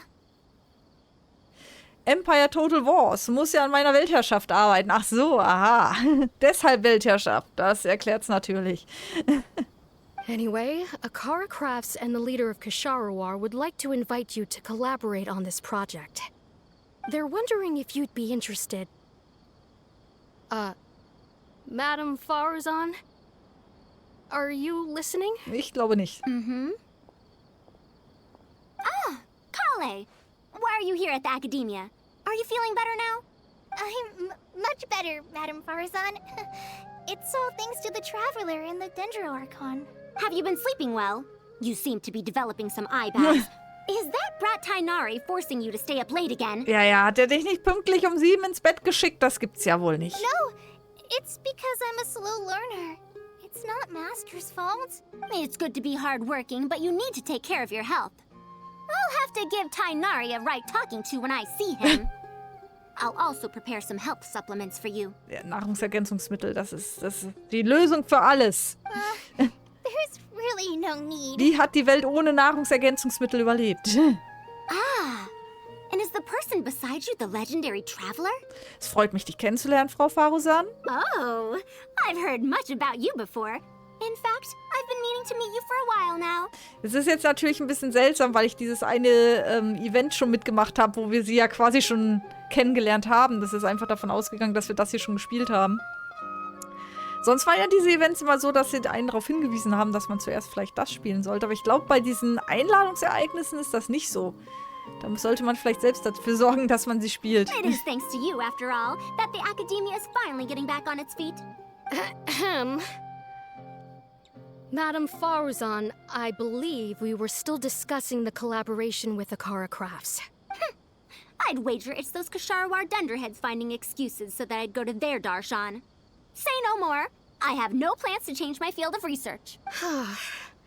If you're this unwilling to participate in the collaborative project, you can also consider teaching a class. It might be difficult to teach a course with topics that only fall within Haravatat's subjects, but we can't delay this anymore. You can teach a course or participate in a collaborative project. If you don't do either, it'll be hard for me to persuade the advisors and students who have been complaining. Das hat anscheinend nichts mit Tinaris Sache zu tun. Could you not give me a few more days to consider? This matter has been delayed for so long already. That's precisely the issue. If you don't give an answer today, I fear that someone will soon escalate their complaints to the sages. What a waste of free time these folks are. Now you two are here at Tainari's behest, I take it. I'm sorry, but given the current situation, it looks like I'll have to come over some other day. Oh nein, können wir helfen? Collie will wohl etwas sagen. Lass mich kurz mit Collie sprechen. Of course. I shall need some time to think as well.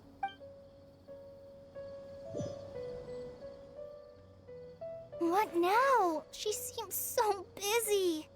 Ja und? Master said there's Unter den no Arm rush, klemmen, entführen, but I fertig, know kein that Problem. He's busy working on something at Pardees DI, so he hasn't returned to Gandharvaville for several days now. I feel for Madame Faruzan, but I still want to ask her to come with us. But if I get her in trouble with the academia, then she won't have the time to help Master. What should I do? Oh, ich sag doch, unterm Arm klemmen, fesseln, knebeln, zack, mitnehmen. Wir sollten ihr zuerst helfen, ihr Problem zu lösen. Wir sollten ihr zuerst helfen, sich aus dieser Situation zu befreien, damit sie nach Pardees DI gehen kann. Ja, dann, ja. But if someone does complain to the academia, wouldn't it make Faruzan's situation more awkward? Ja, aber hat sie nicht die ganze Zeit getrödelt, von daher nicht unser Bier. And if the academia investigated and found her at Pardees DI, you have some way to invite her over to Parties DI without stepping on the Academia's toes? Lass mich zuerst schauen, wie es bei Ihnen aussieht. Okay then. I'm counting on you. Ich hab voll die Ideen. I have to teach students from Haravatat or Okasharawar a favor. It strikes me that they might be even less happy about such a deal than I am. I think I can sympathize with them. Madam Faruzan, we're back. Sorry for asking again, but are you sure you can't go to Parties DI today? Well, since you're asking me so sincerely, let's just ignore the academia and... Please, Madam Faruzan, focus. Today's the deadline. Also, Tinari möchte sie in der Tat für einen akademischen Austausch einladen. Huh? Yes. Ja. I see. No wonder he sent you two over. Why, that lad didn't make it very clear in his letter, now did he? Otherwise, I would have reported it as part of my research. Yeah, that's right. Master sent us over to explain everything to you. Wait. Opportunities for collaborative research don't just come out of thin Nein. air. Das ist This seems like too much of a coincidence. ganz normal. Holt Seil und Knebel, um Matzo einzupacken. Wieso mich? Was hab ich denn jetzt gemacht? Also, there isn't much overlap between Madame Faruzan's research and that of Amorta, right? What would... Master wants to research, A fully automated irrigation system. A fully automated irrigation system? Ja, ganz was Neues. Precisely. It's a system that can automatically adjust the amount of water it provides based on the season and the plant species involved. I saw a similar mechanism while exploring a rune in the rainforest. That's why Tainari wanted to collaborate with me. Was denn? Das waren gerade deine Methoden. Ihr müsst ja nicht alles nachmachen, was ich euch hier am Blödsinn erzähle. A mechanism like that exists? I found it 100 years ago, so it's only natural that you don't know about it. Why don't you go ask your teacher's teacher? Perhaps they've heard about it from their teacher. But we can't prove its existence one way or the other, Ja, right? dann macht dir mal Mühe. Fret not. I'll have Tainari write an official proposal to the Academia later. That should do it, right? An official proposal. Fine. We haven't made any progress with either the collaborative project or the elective course anyway. I'll go inform my superiors now. Please do take care of the paperwork as soon as possible. Don't delay this any longer. Nein, wir doch nicht. Sure. I'll be sure to needle him until he gets it done. Phew. I think she bought it. Gut, dass du so schnell reagiert hast. Even though this is our first meeting, I must say, we make a good team. Wow! You made up that excuse on the spot, huh? Madam Faruzan, did you really find an irrigation system 100 years ago? If the Academia asks for any details... Nicht, aber du bist doch unser großes Vorbild. Ja, ausgerechnet ich.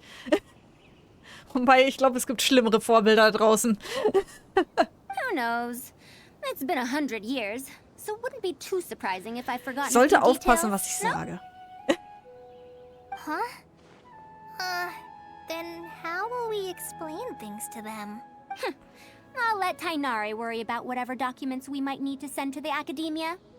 Oh, wie If I'm gemein. right, the request he has in store for me won't be any simpler than the Academia nonsense.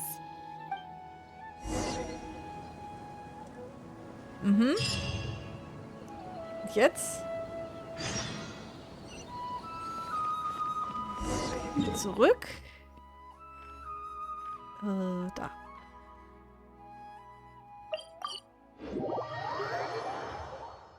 Eben, deine Wahl als Vorbild war quasi alternativlos. Huh? Where did he go? You don't have to shout. I can hear you. Well, you got here much Also faster than I quasi expected. Ausschlussprinzip, ne? I thought Ich bin you'd so have der a lot more traurige business Rest. to take care of. Thanks to the Traveler, I was able to, On to others? What does that mean? we can discuss that later. You're looking for me because of the thing you mentioned in the letter, right? That's right. Please, follow me. Mhm.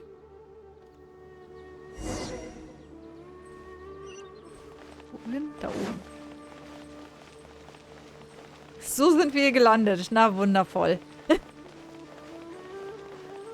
Irgendwie fühlt sich das nicht gut an.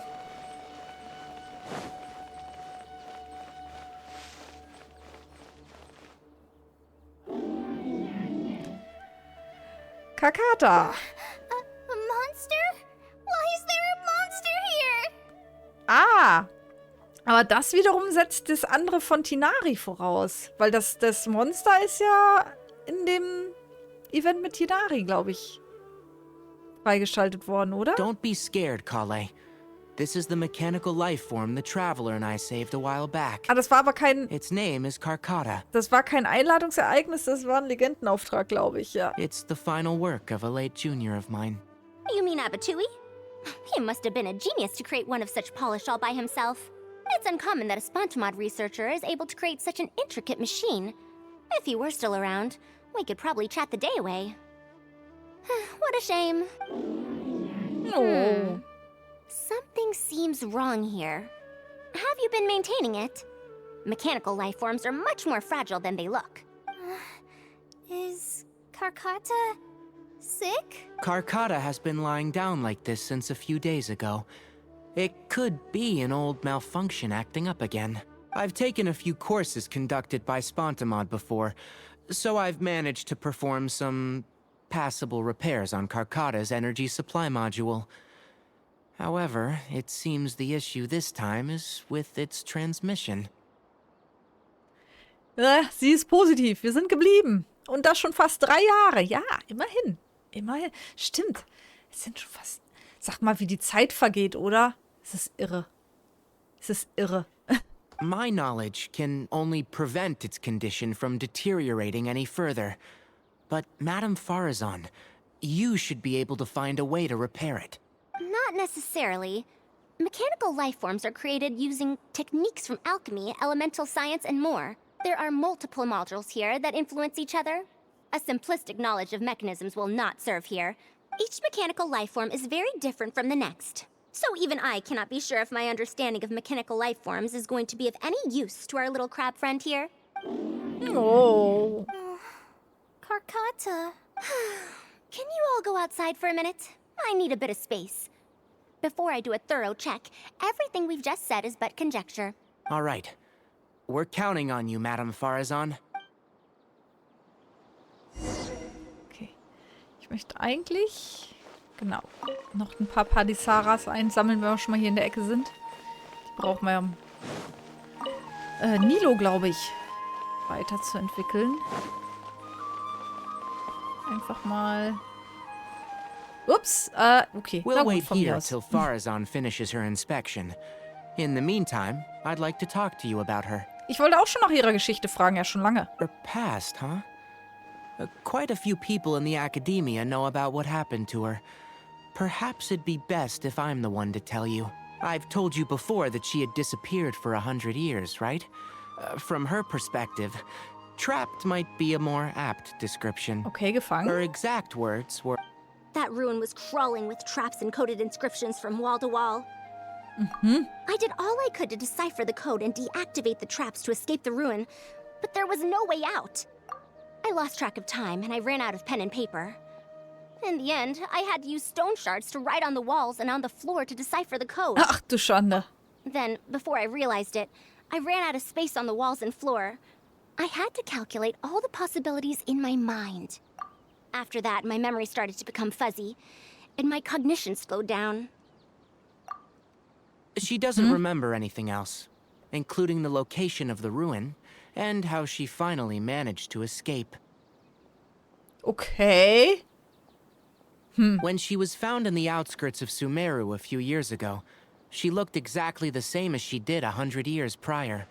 However, she was in a stupor and struggled to form sentences. Only after a lengthy recovery period could she speak again. Na, da bin ich jetzt aber mal gespannt, ob wir noch ein bisschen mehr erfahren oder ob die Geschichtenerzähler, die Storyteller hier einfach nur faul waren Und sagen, ja, die war halt verschwunden, aber wieso? Pff. The academia speculates 100 Jahre, that she ohne sich must zu have gotten verändern. trapped in an unknown ruin while researching machines a century ago. And because of the ruin's special properties that halted Aha. her aging, she was able to use those 100 years to crack the trapping mechanism and then escape.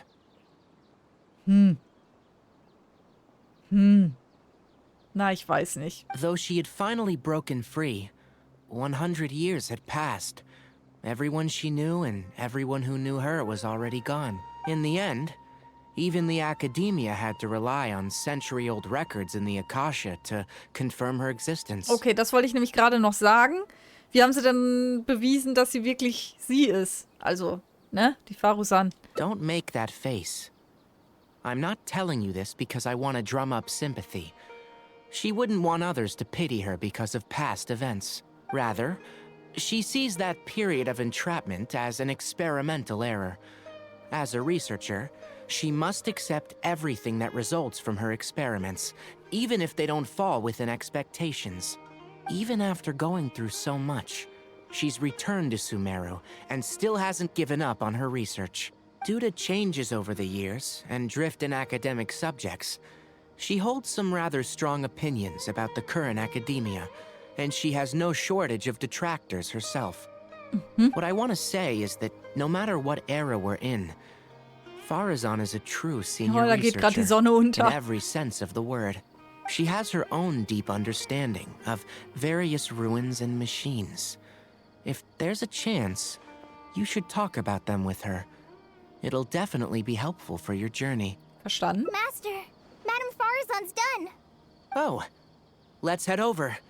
With any luck, she might have figured something out.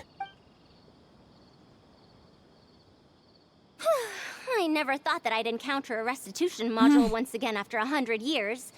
Abatui really installed quite a few impressive things on this. If my guess is correct, this mechanical life form has displayed attempts at self-sustenance before, right? Such as collecting parts Ja. to repair itself, for instance? Sie hat tatsächlich Ersatzteile gesammelt? It used them for something else, but as far as its design goes, I knew it. If I'm not wrong, Carcata's issue lies with its restitution module. Abatui's modified this module extensively, but the core parts and design philosophy are very similar to the principles as I know them. They are all based on principles learned from the ruins. Aus den Ruinen? The creators of the ruins machine once tried to create a perpetual mechanism that could replace life or even surpass it. The restitution module is the result of one of their countless attempts. It replicates the behavior of living things to achieve a self-repair function. However, the energy required in maintenance of the module became an issue. Okay. Energy consumption? Maintenance? For example, a living thing's heart can deliver nutrients and blood to various organs. However, the bigger the living thing, the more powerful the heart needs to be. Once the heart is damaged, it'll be hard for that living thing to heal itself, and even the function of other organs can be affected.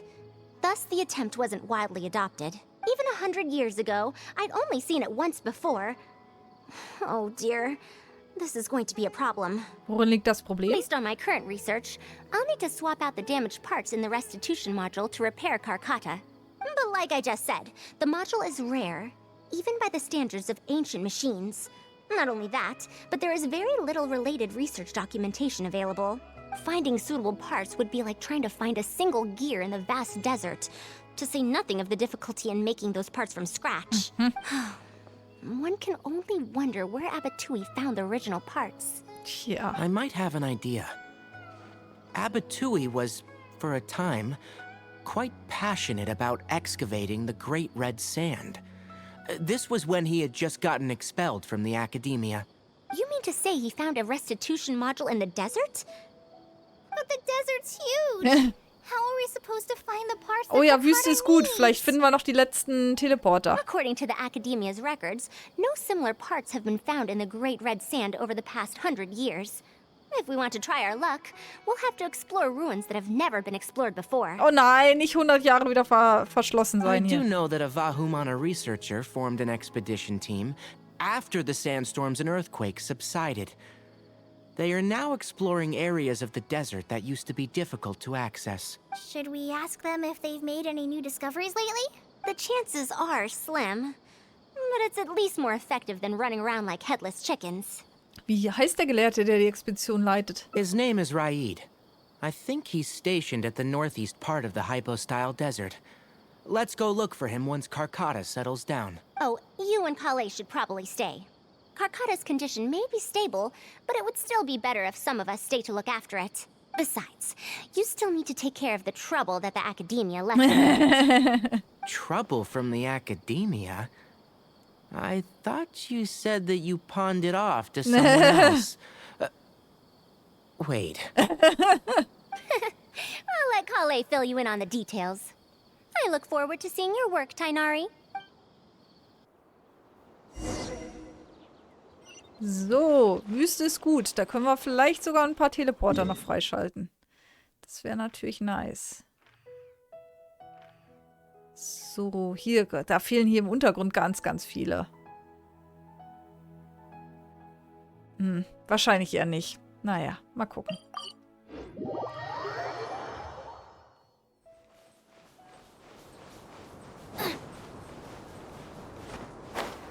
Na, was liegt denn hier rum?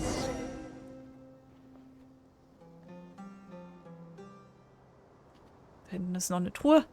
What is this? Halt! Mr. Raid's permission is required to proceed any further. Wir sind keine Unbefugten. That still won't do. Mr. Raid told us to keep people away from the ruins so they don't damage the site. Damage the site? I've excavated more ruins than you visited restaurants. Which batch of students is Raid from? I want to see him right now. He isn't at the campsite now. You should all leave. Only he can give you permission to enter. What a stubborn guy. Das ist Zeitverschwendung. Oder warten wir, bis der Gelehrte zurück ist? Warten wir. You're right. Even if there is new information, we still have to wait for him to come back so we can ask him about it. I'm going to give that Raid a good talking to when he gets back. Frage die Dorfbewohner. Ich wollte doch die Truhe. Mr. Raid's permission is required to proceed any further. Ich will ja auch nicht. Ist ja gut, Kumpel. Ich will da hinten zur Truhe.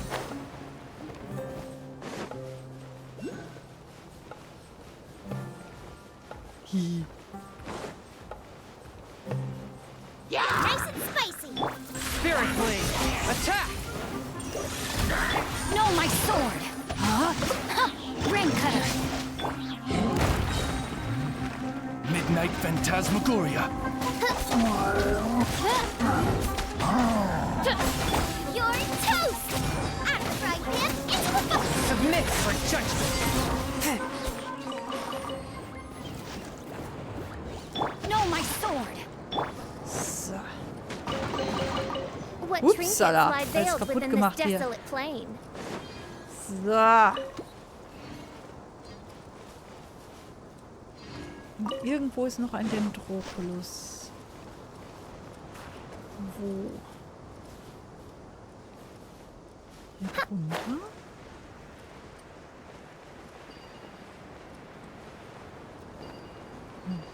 Das ist noch eine Truhe auf jeden Fall. Aber... Ach, da oben!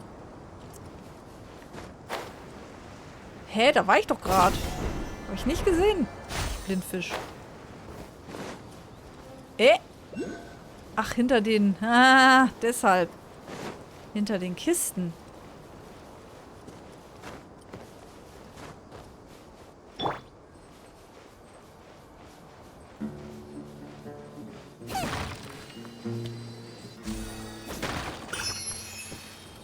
Sehr gut.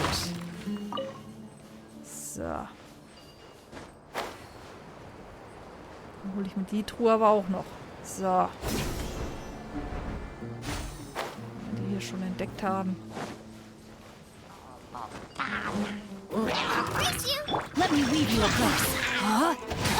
No, my sword! As you wish, main Fräulein.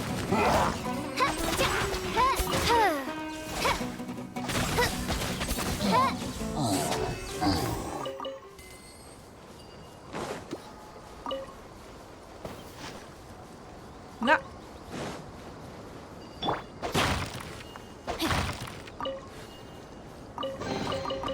treasure hunting.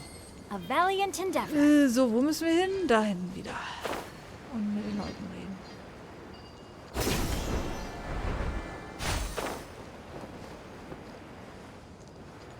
Time to act.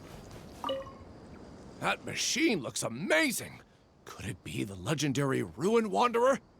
The location seems to fit too. Might that legend actually be true? Nein, nein, nein. Das ist alles... Nee, nee, nee. Da bildest du dir was ein.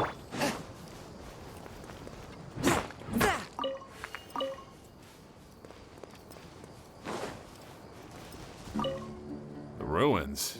Don't know anything. We were only hired to deliver water and supplies to them. Forget excavation. They won't even let us get close to the camp where they're staying.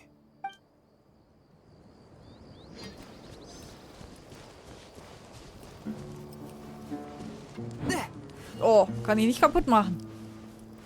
Schweinerei. Da hinten ist noch eine Kiste. Noch eine Kiste!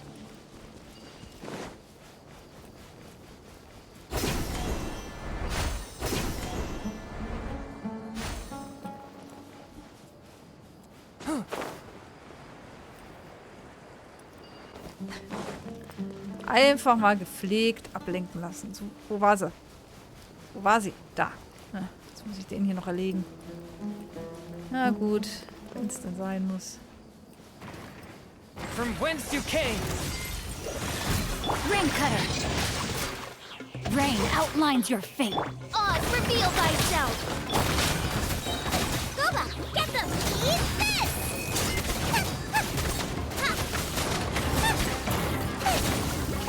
Ah, alles auf einmal.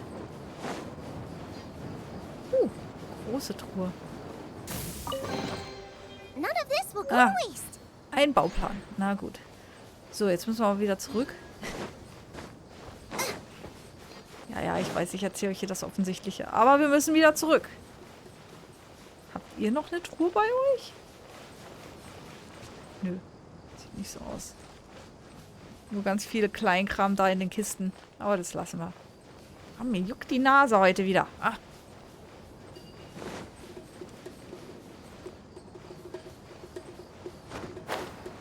Da sind auch keine Truhen.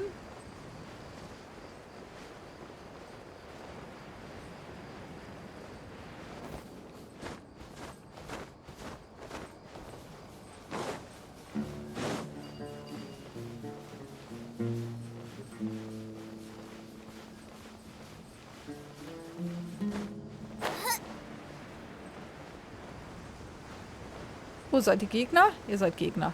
Hallo. Ja, ja, heißt der Gegner. Nice and spicy. Witness the power of Gugwa. Huh? Rain outlines. Spirit Blade. Attack!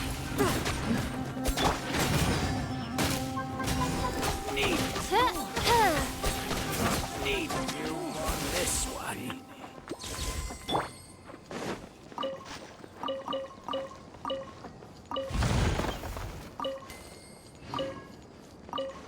Ja, mal hin. Bisschen Kleinkram hier.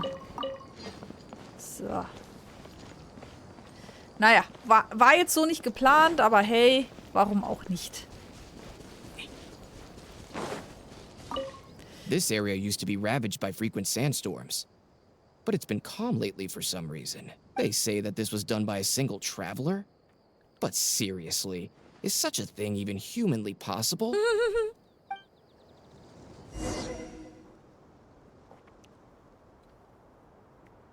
Well, I found out everything I could. Is there anything that stands out to you? Die aufgelösten To be Sandstürme. honest, the ruins were difficult to excavate in the past, but they really are much safer now, thanks to you. However, I'm more concerned about this Ruin Wanderer they speak of. Ruin Wanderer. That's the first time I've heard that name.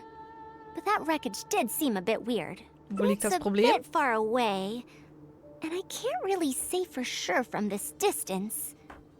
Perhaps we should ask the villager from before about the legend first. Huh?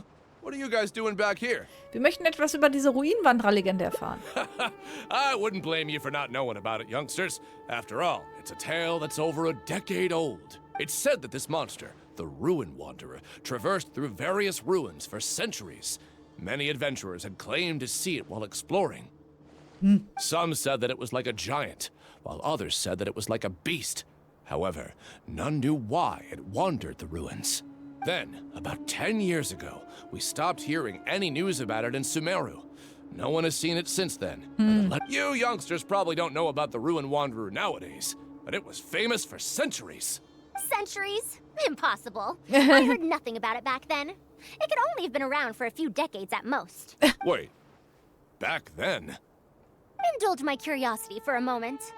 Why do you think that wreckage is the Ruin Wanderer? Well, I had also heard that secondhand from... You heard that nonsense from the Eremites after they got drunk, right? Who are you? Madam Faruzan, it is a pleasure. I'm Raid, the one who organized this archaeological expedition. I'd heard of you at the academia, but I didn't expect to run into you here. Truly, it is an honor. And this must be the famous traveler, I presume. What brings the two of you here? Have you found any special contraptions and relics in the ruins that you've been investigating?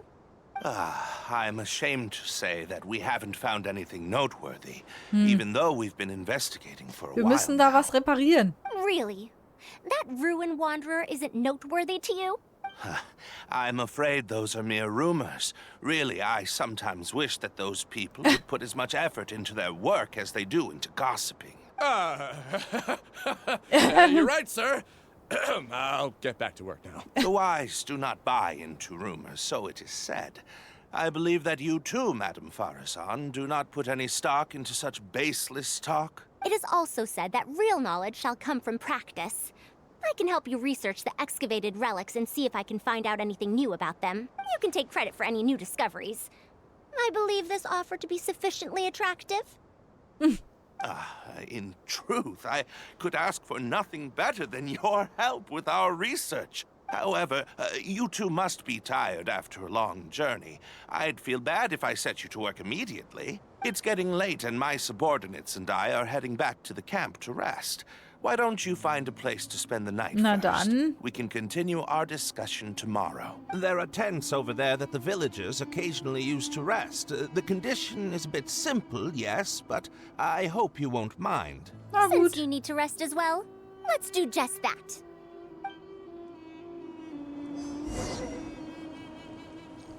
Wie steht's inzwischen mit... Naja, was ich noch gucken wollte, genau, welche Characters gibt's denn jetzt eigentlich nebenbei? Aha, Faruzan ist dabei. Zufall. Rosaria, okay.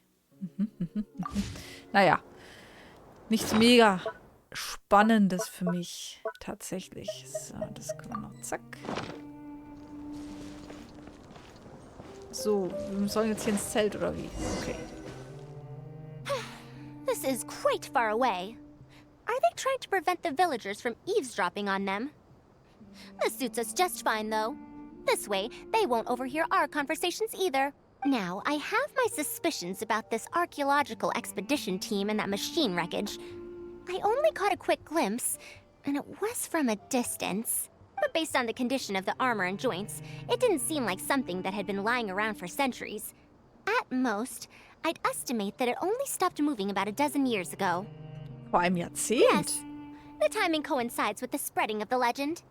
Now, assuming that it really is the Ruin Wanderer, how do you suppose it was able to maintain a relatively good condition despite high-intensity operation over the course of several decades? Eine Regenerationsvorrichtung. That's right. Technically speaking, the module shouldn't be able to move such a large machine chassis. However, I'm basing my knowledge on the mechanical life forms I've seen before. Außer Kakata? Well, this was over 100 years ago. It was a machine about the same size as Karkata, actually. It couldn't carry heavy objects or fight, and was only able to help me record some notes. It also helped me deliver letters home. I found it near the desert, which is why I wondered if there might be more restitution modules buried around here.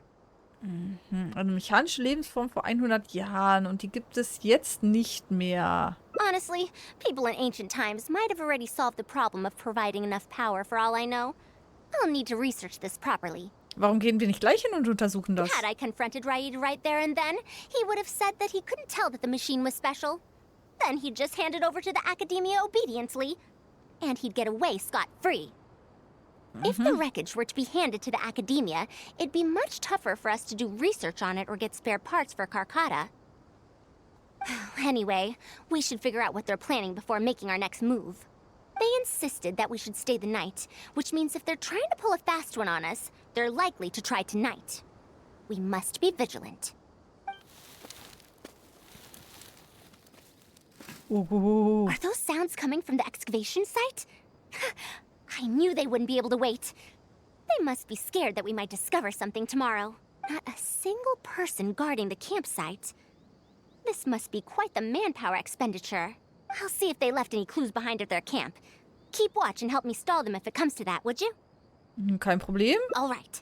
I'm counting on you.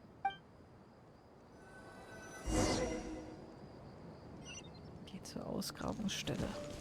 Naja, gut.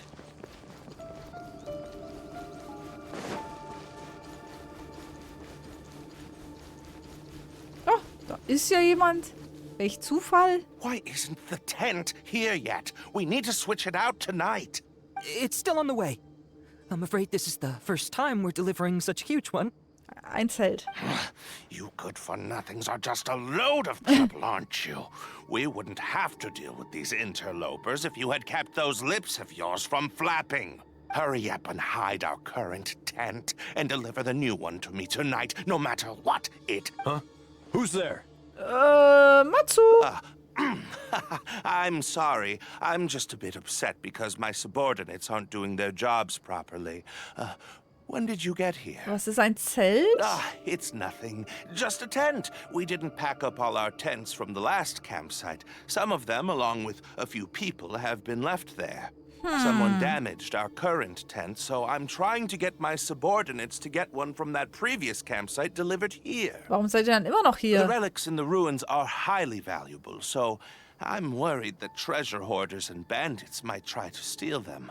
Since the tent isn't here yet and I can't fall asleep, I came here to patrol. Diese Relikte werden Begehrlichkeiten wecken? Well, these things are antiques after all. There will always be people interested in buying them. I hired so many people precisely because I was worried about that happening. Speaking of which, I'd like to ask, is the Academia really aware that you've traversed through the desert to come here in the middle of the night? Ja, natürlich. Also, where's Faruzan? Why isn't she with you? Die musste mal austreten. I'm right here. Also, you forgot to address me as Madam.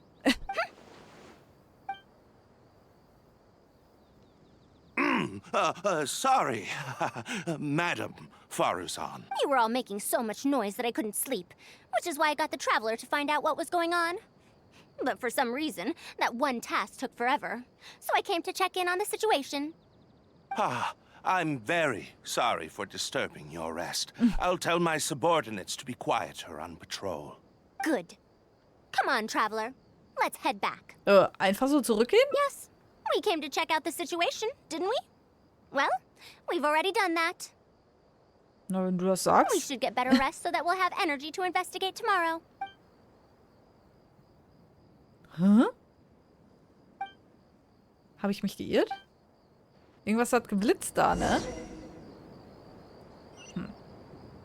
Okay.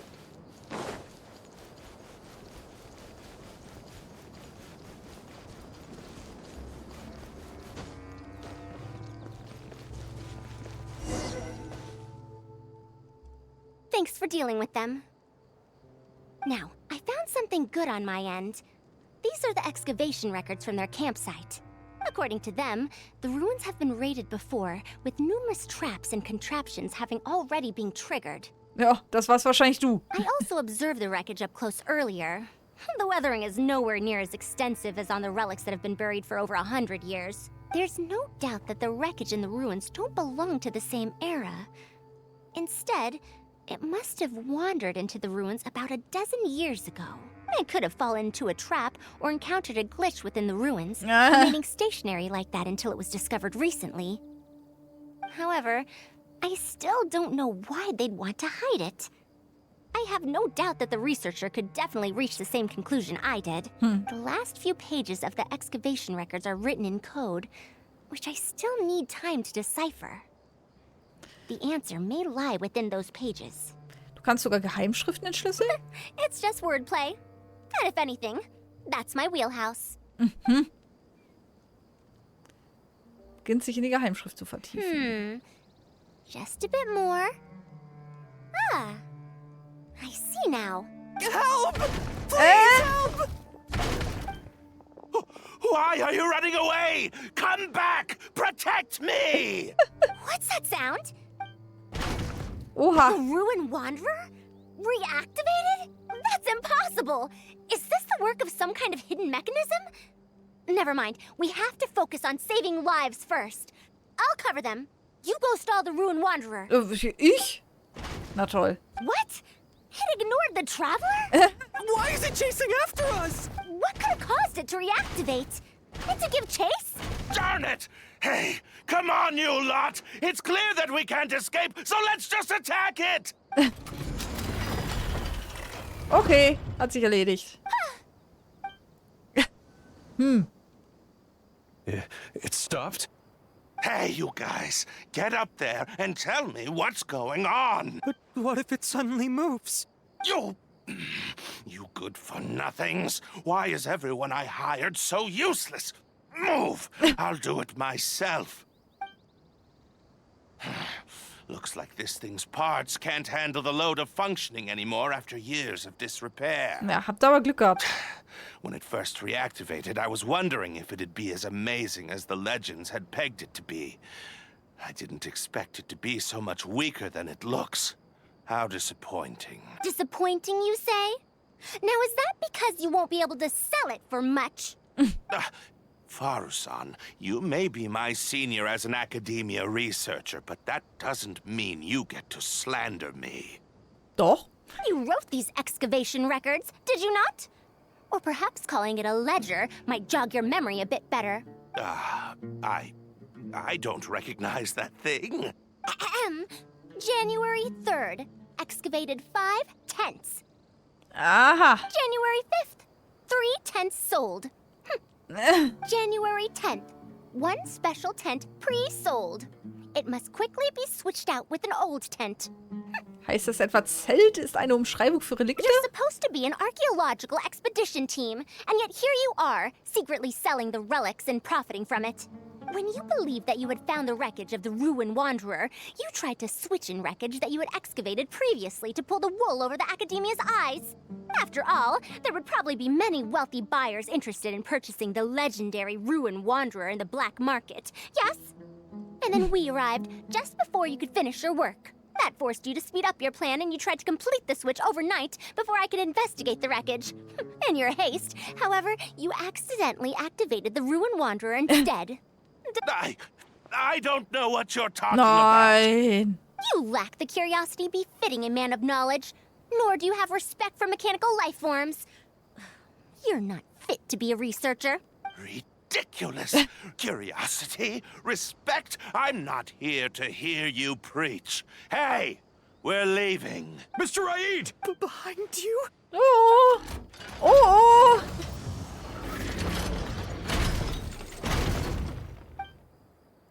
Ich würde rennen.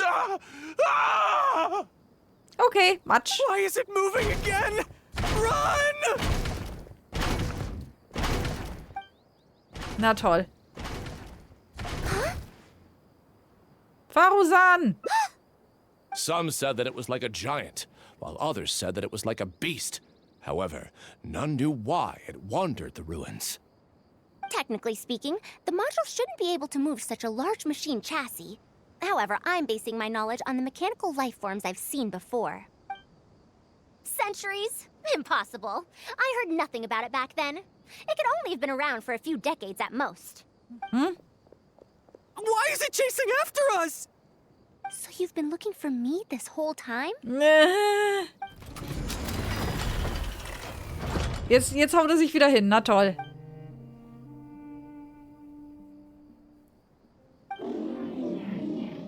Long time no see, Tamimi. Tamimi. Okay, wer ist Tamimi?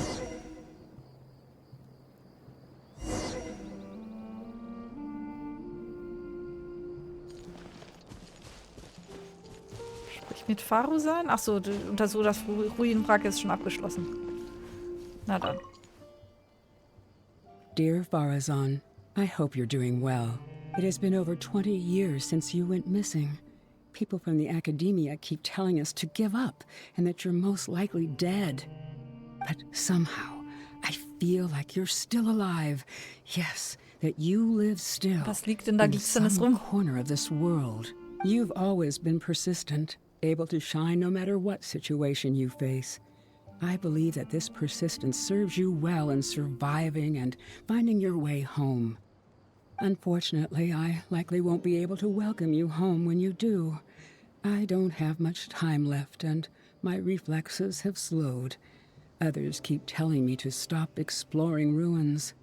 Only Tamimi is still the same as before, always running off to places which you've been to. Your teacher and friends came up with an idea to remodel Tamimi, so it can search for you in our place.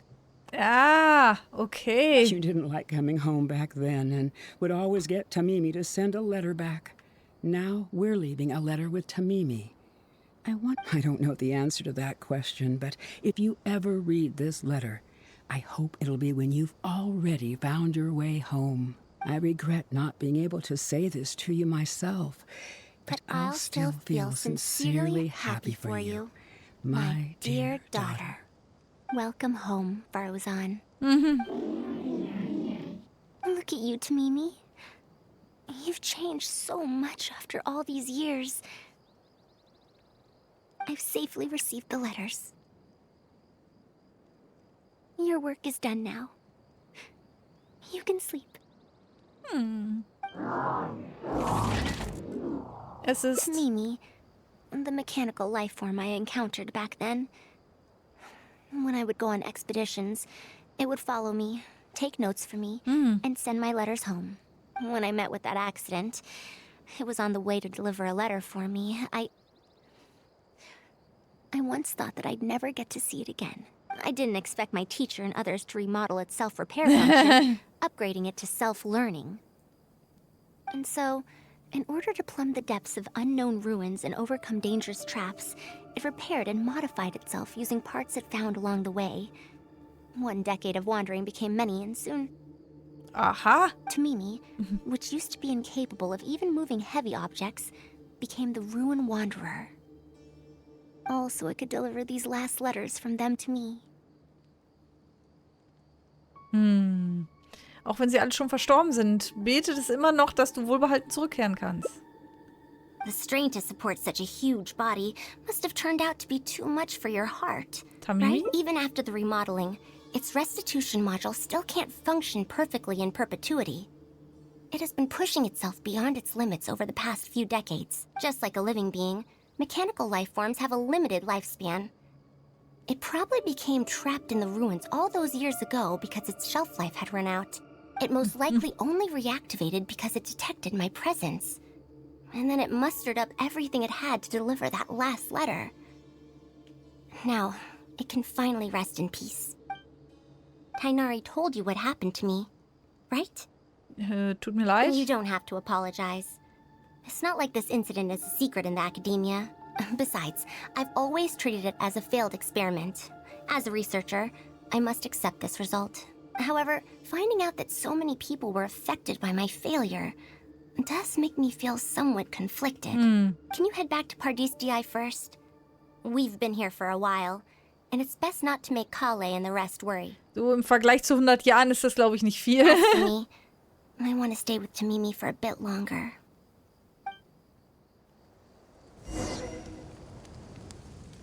Ordentlich geschriebener Brief, vergilbter Brief. Mehrmals korrigierte Notiz. Wir haben dir schon gesagt, du sollst nicht immer... Jetzt siehst du so viele Menschen sorgen, sogar Tamimi. Die krakelige Handschrift wurde mehrfach durchgestrichen und umgeschrieben und es sind nur einige unleserliche Passagen zu erkennen. Auf der Rückseite des Briefpapiers steht förmlich und wie mechanisch ein Satz geschrieben. Komm schnell nach Hause zum Essen. Deine Mutter bereitet bei jeder Mahlzeit eine Portion mehr zu. Ach Gott. Ordentlich geschriebener Brief. Sehr geehrte Frau Faruzan, die Manuskripte, Notizen und so weiter, die wir bei Tamimi gefunden haben, wurden alle zusammengetragen und transkribiert. Alle diese Werke sind mit eurem Namen als Autorin gekennzeichnet. Es ist zu hoffen, dass sich auch in 100 Jahren noch Generationen von Studenten an euren Namen erinnern werden, Frau Faruzan. Nee, die hatte ich ja.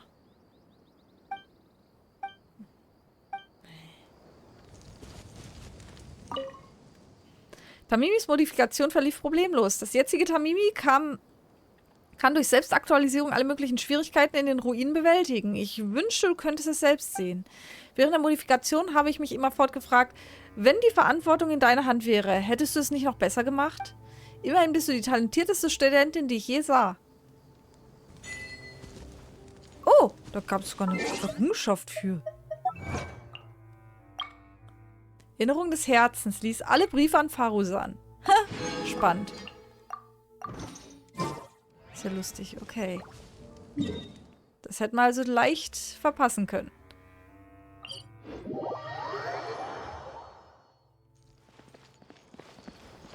Da sind noch Palisaras. Auch. Nee, keine Palisara. Nur eine Sumeru-Rose. Aber hier vorne waren, glaube ich, auch noch irgendwo welche. Da.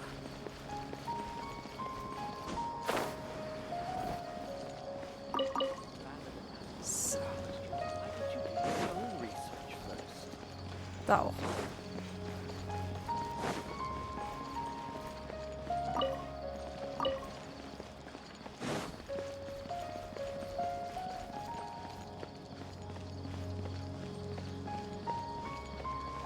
Body and mind.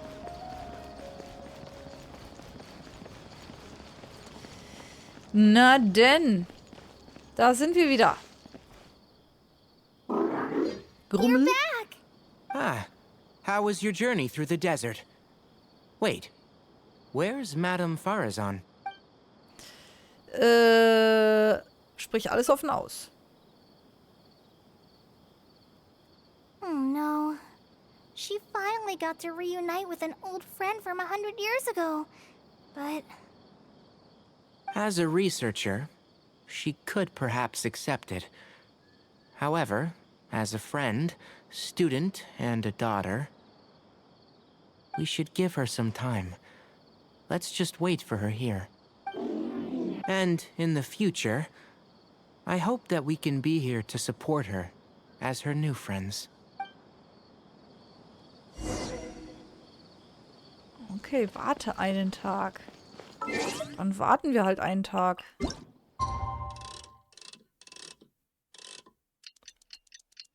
Tika, tika, tika, tika.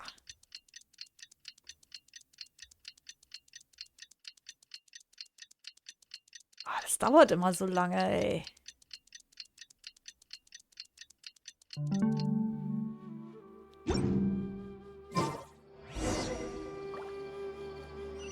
Jo, sind schon da. I'm back. What? Is there to be no welcoming party? Ja, ich bin da. Hallo, Party, Tröd. We've all been waiting for you, Madame Faruzan. That's more like it. Now, here are some components I brought back from the desert. Switch these out with the ones Karkata is using right now, and it'll be back in ship shape. Huh? Why do you all look so solemn? Come now. Liveliness befits youngsters more. Madame Faruzan, did these parts come from... Come now. I thought that you must have encountered some major problem. This isn't something you have to worry about. Well, it looks like you already know everything. But no need to feel bad. Like I said before, as researchers, we must learn to accept our failures. Tamimi had been operating beyond capacity for a century, and I'm unable to repair it with my current abilities. Not even with these parts. It would thus be much better to use them to extend Karkata's lifespan. As a senior, it is only right that I do something for the people who come after me. That holds true for both researchers and machines. Besides, I didn't say that I would be giving you these parts for free. Oh. They will only be used for Karkata temporarily. Otherwise, you wouldn't be able to help me with my research. I'll be sure to revive Tamimi once I've fully deciphered and replicated the creations of the ancient civilization. All right. I'll do my best to help. Me too. Although, I'm not sure if I'll be much help. Ich auch. Thank you. If they could remodel Tamimi successfully even back then, there's no reason why we won't be able to do even better. And when that day comes, I'll be sure to say, welcome home, Tamimi. Aha. Oh, schönes Bildchen.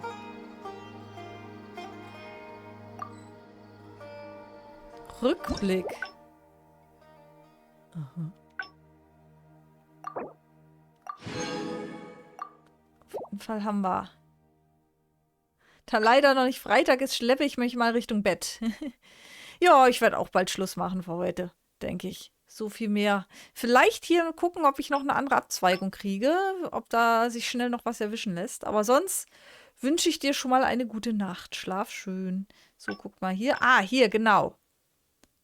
Da kann ich mich entscheiden, ob wir es erzählen oder nicht erzählen. Ich glaube, das mache ich jetzt nochmal, weil das geht ja relativ schnell. So. Ich glaube, es war entscheidend, ob wir es erzählen oder nicht. Ah, how was your journey through the desert? So, jetzt verschweige die Sache. So, Madame Faruzan has some other things to settle. All right. And to think that Raid was doing all those things on the sly. Madame Faruzan will be able to repair Karkata when she gets back. Von der Sache mit Tamimi wissen bisher nur Faruzan und ich. Ob man es anderen Leuten erzählen sollte, diese Entscheidung sollte Faruzan überlassen bleiben. Nochmal einen Tag warten.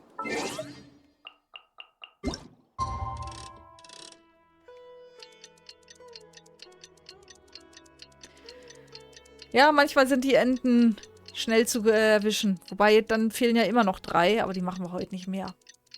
Ich glaube, die dauern auch recht lange. Und jetzt haben wir es ja freigeschaltet. Das können wir jederzeit weitermachen. What? Is there to be no welcoming party? Doch, Tröd, Party, sagte ich bereits. That's more like it. Now, here are some components I brought back from the desert. So this is a relic of an ancient civilization. Unbelievable.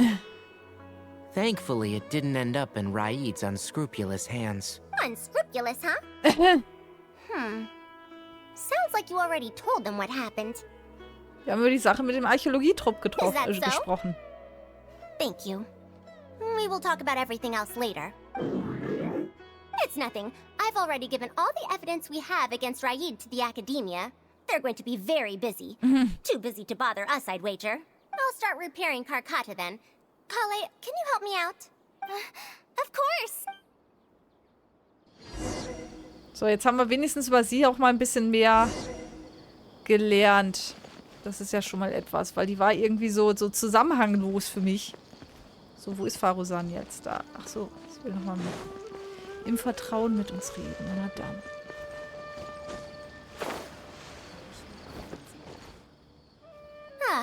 You're here. Thank you for keeping Tamimi a secret. Hast du nicht vor, es ihnen zu sagen? If I tell them about Tamimi, will they still feel happy for Karkata? Even if we could convince them to accept the components, they'll probably still feel bad about it. I don't want my past to affect people in the present. That applies to both me and other people. Du musst das nicht allein schultern. It's fine. I'm used to this. I once believed that I'd never hear from my old friends and family ever again. Even their faces are getting hazier in my memories.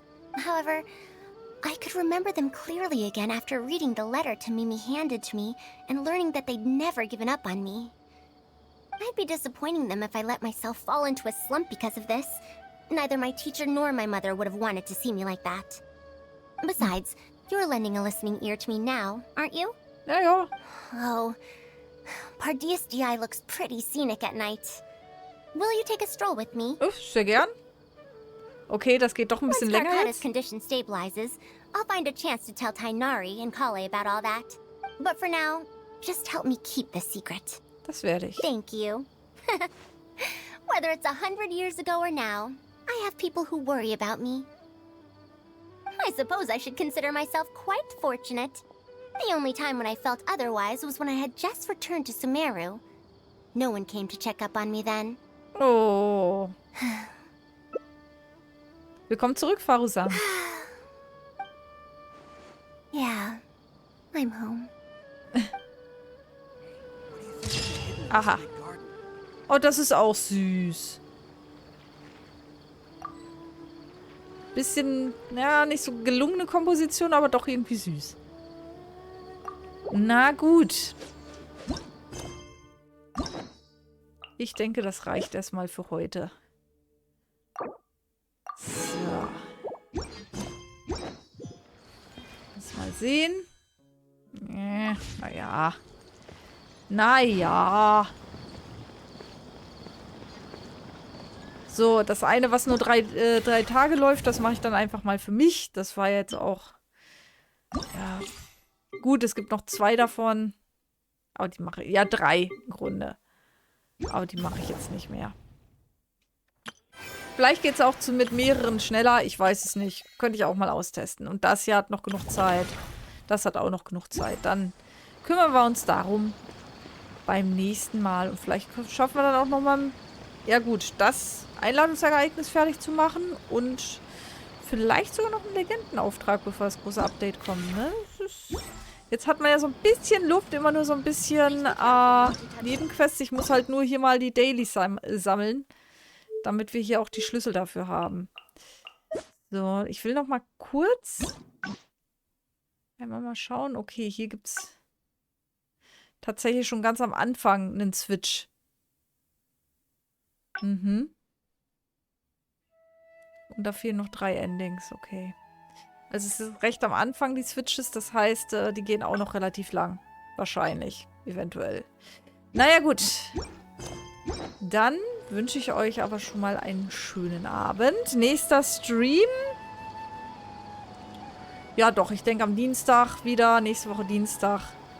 20:30 Uhr Genshin Impact. Es läuft gerade Werbung. Macht gerade keinen Sinn. Hier noch was zu erzählen. Warten wir noch kurz. Gucken wir mal noch, ob hier noch ein paar Disaras sind. Nee, aber eine Zuckerblume zum Beispiel da hinten. So, jetzt ist... letzten Sekunden. So, jetzt ist Werbung Ende. Jetzt kann ich meine eigene Werbung platzieren hier. Genau. Nächster Stream. Wahrscheinlich nächste Woche Dienstag 20:30 Genshin Impact und Donnerstag Hollow Knight 20:30. Weiß ich aber noch nicht sicher, wie immer. Einfach in den Discord-Channel schauen, da poste ich es dann, die nächsten Streams. Link ist hier in der Info verlinkt. Oder ihr schaut einfach hier in den Zeitplan, der wird dann auch zu gegebener Zeit aktualisiert. Auf jeden Fall vor dem Stream, aber so, ja, Sonntag oder Montag vorher. Ansonsten, wie gesagt, wie immer, wenn euch die Zeit lang werden sollte, es gibt fast jeden Tag ein neues Video auf meinem YouTube-Kanal. Da könnt ihr auch gerne vorbeischauen. Da gibt es zum Beispiel gerade Legend of Zelda, Tears of the Kingdom und Final Fantasy 16. Also schaut da auch mal rein. So, nun aber. Ich wünsche euch einen schönen Abend, schlaft gut, wacht erholt auf, habt einen tollen Tag morgen. Es ist fast Freitag, fast Wochenende. Den einen Tag schafft ihr wie immer.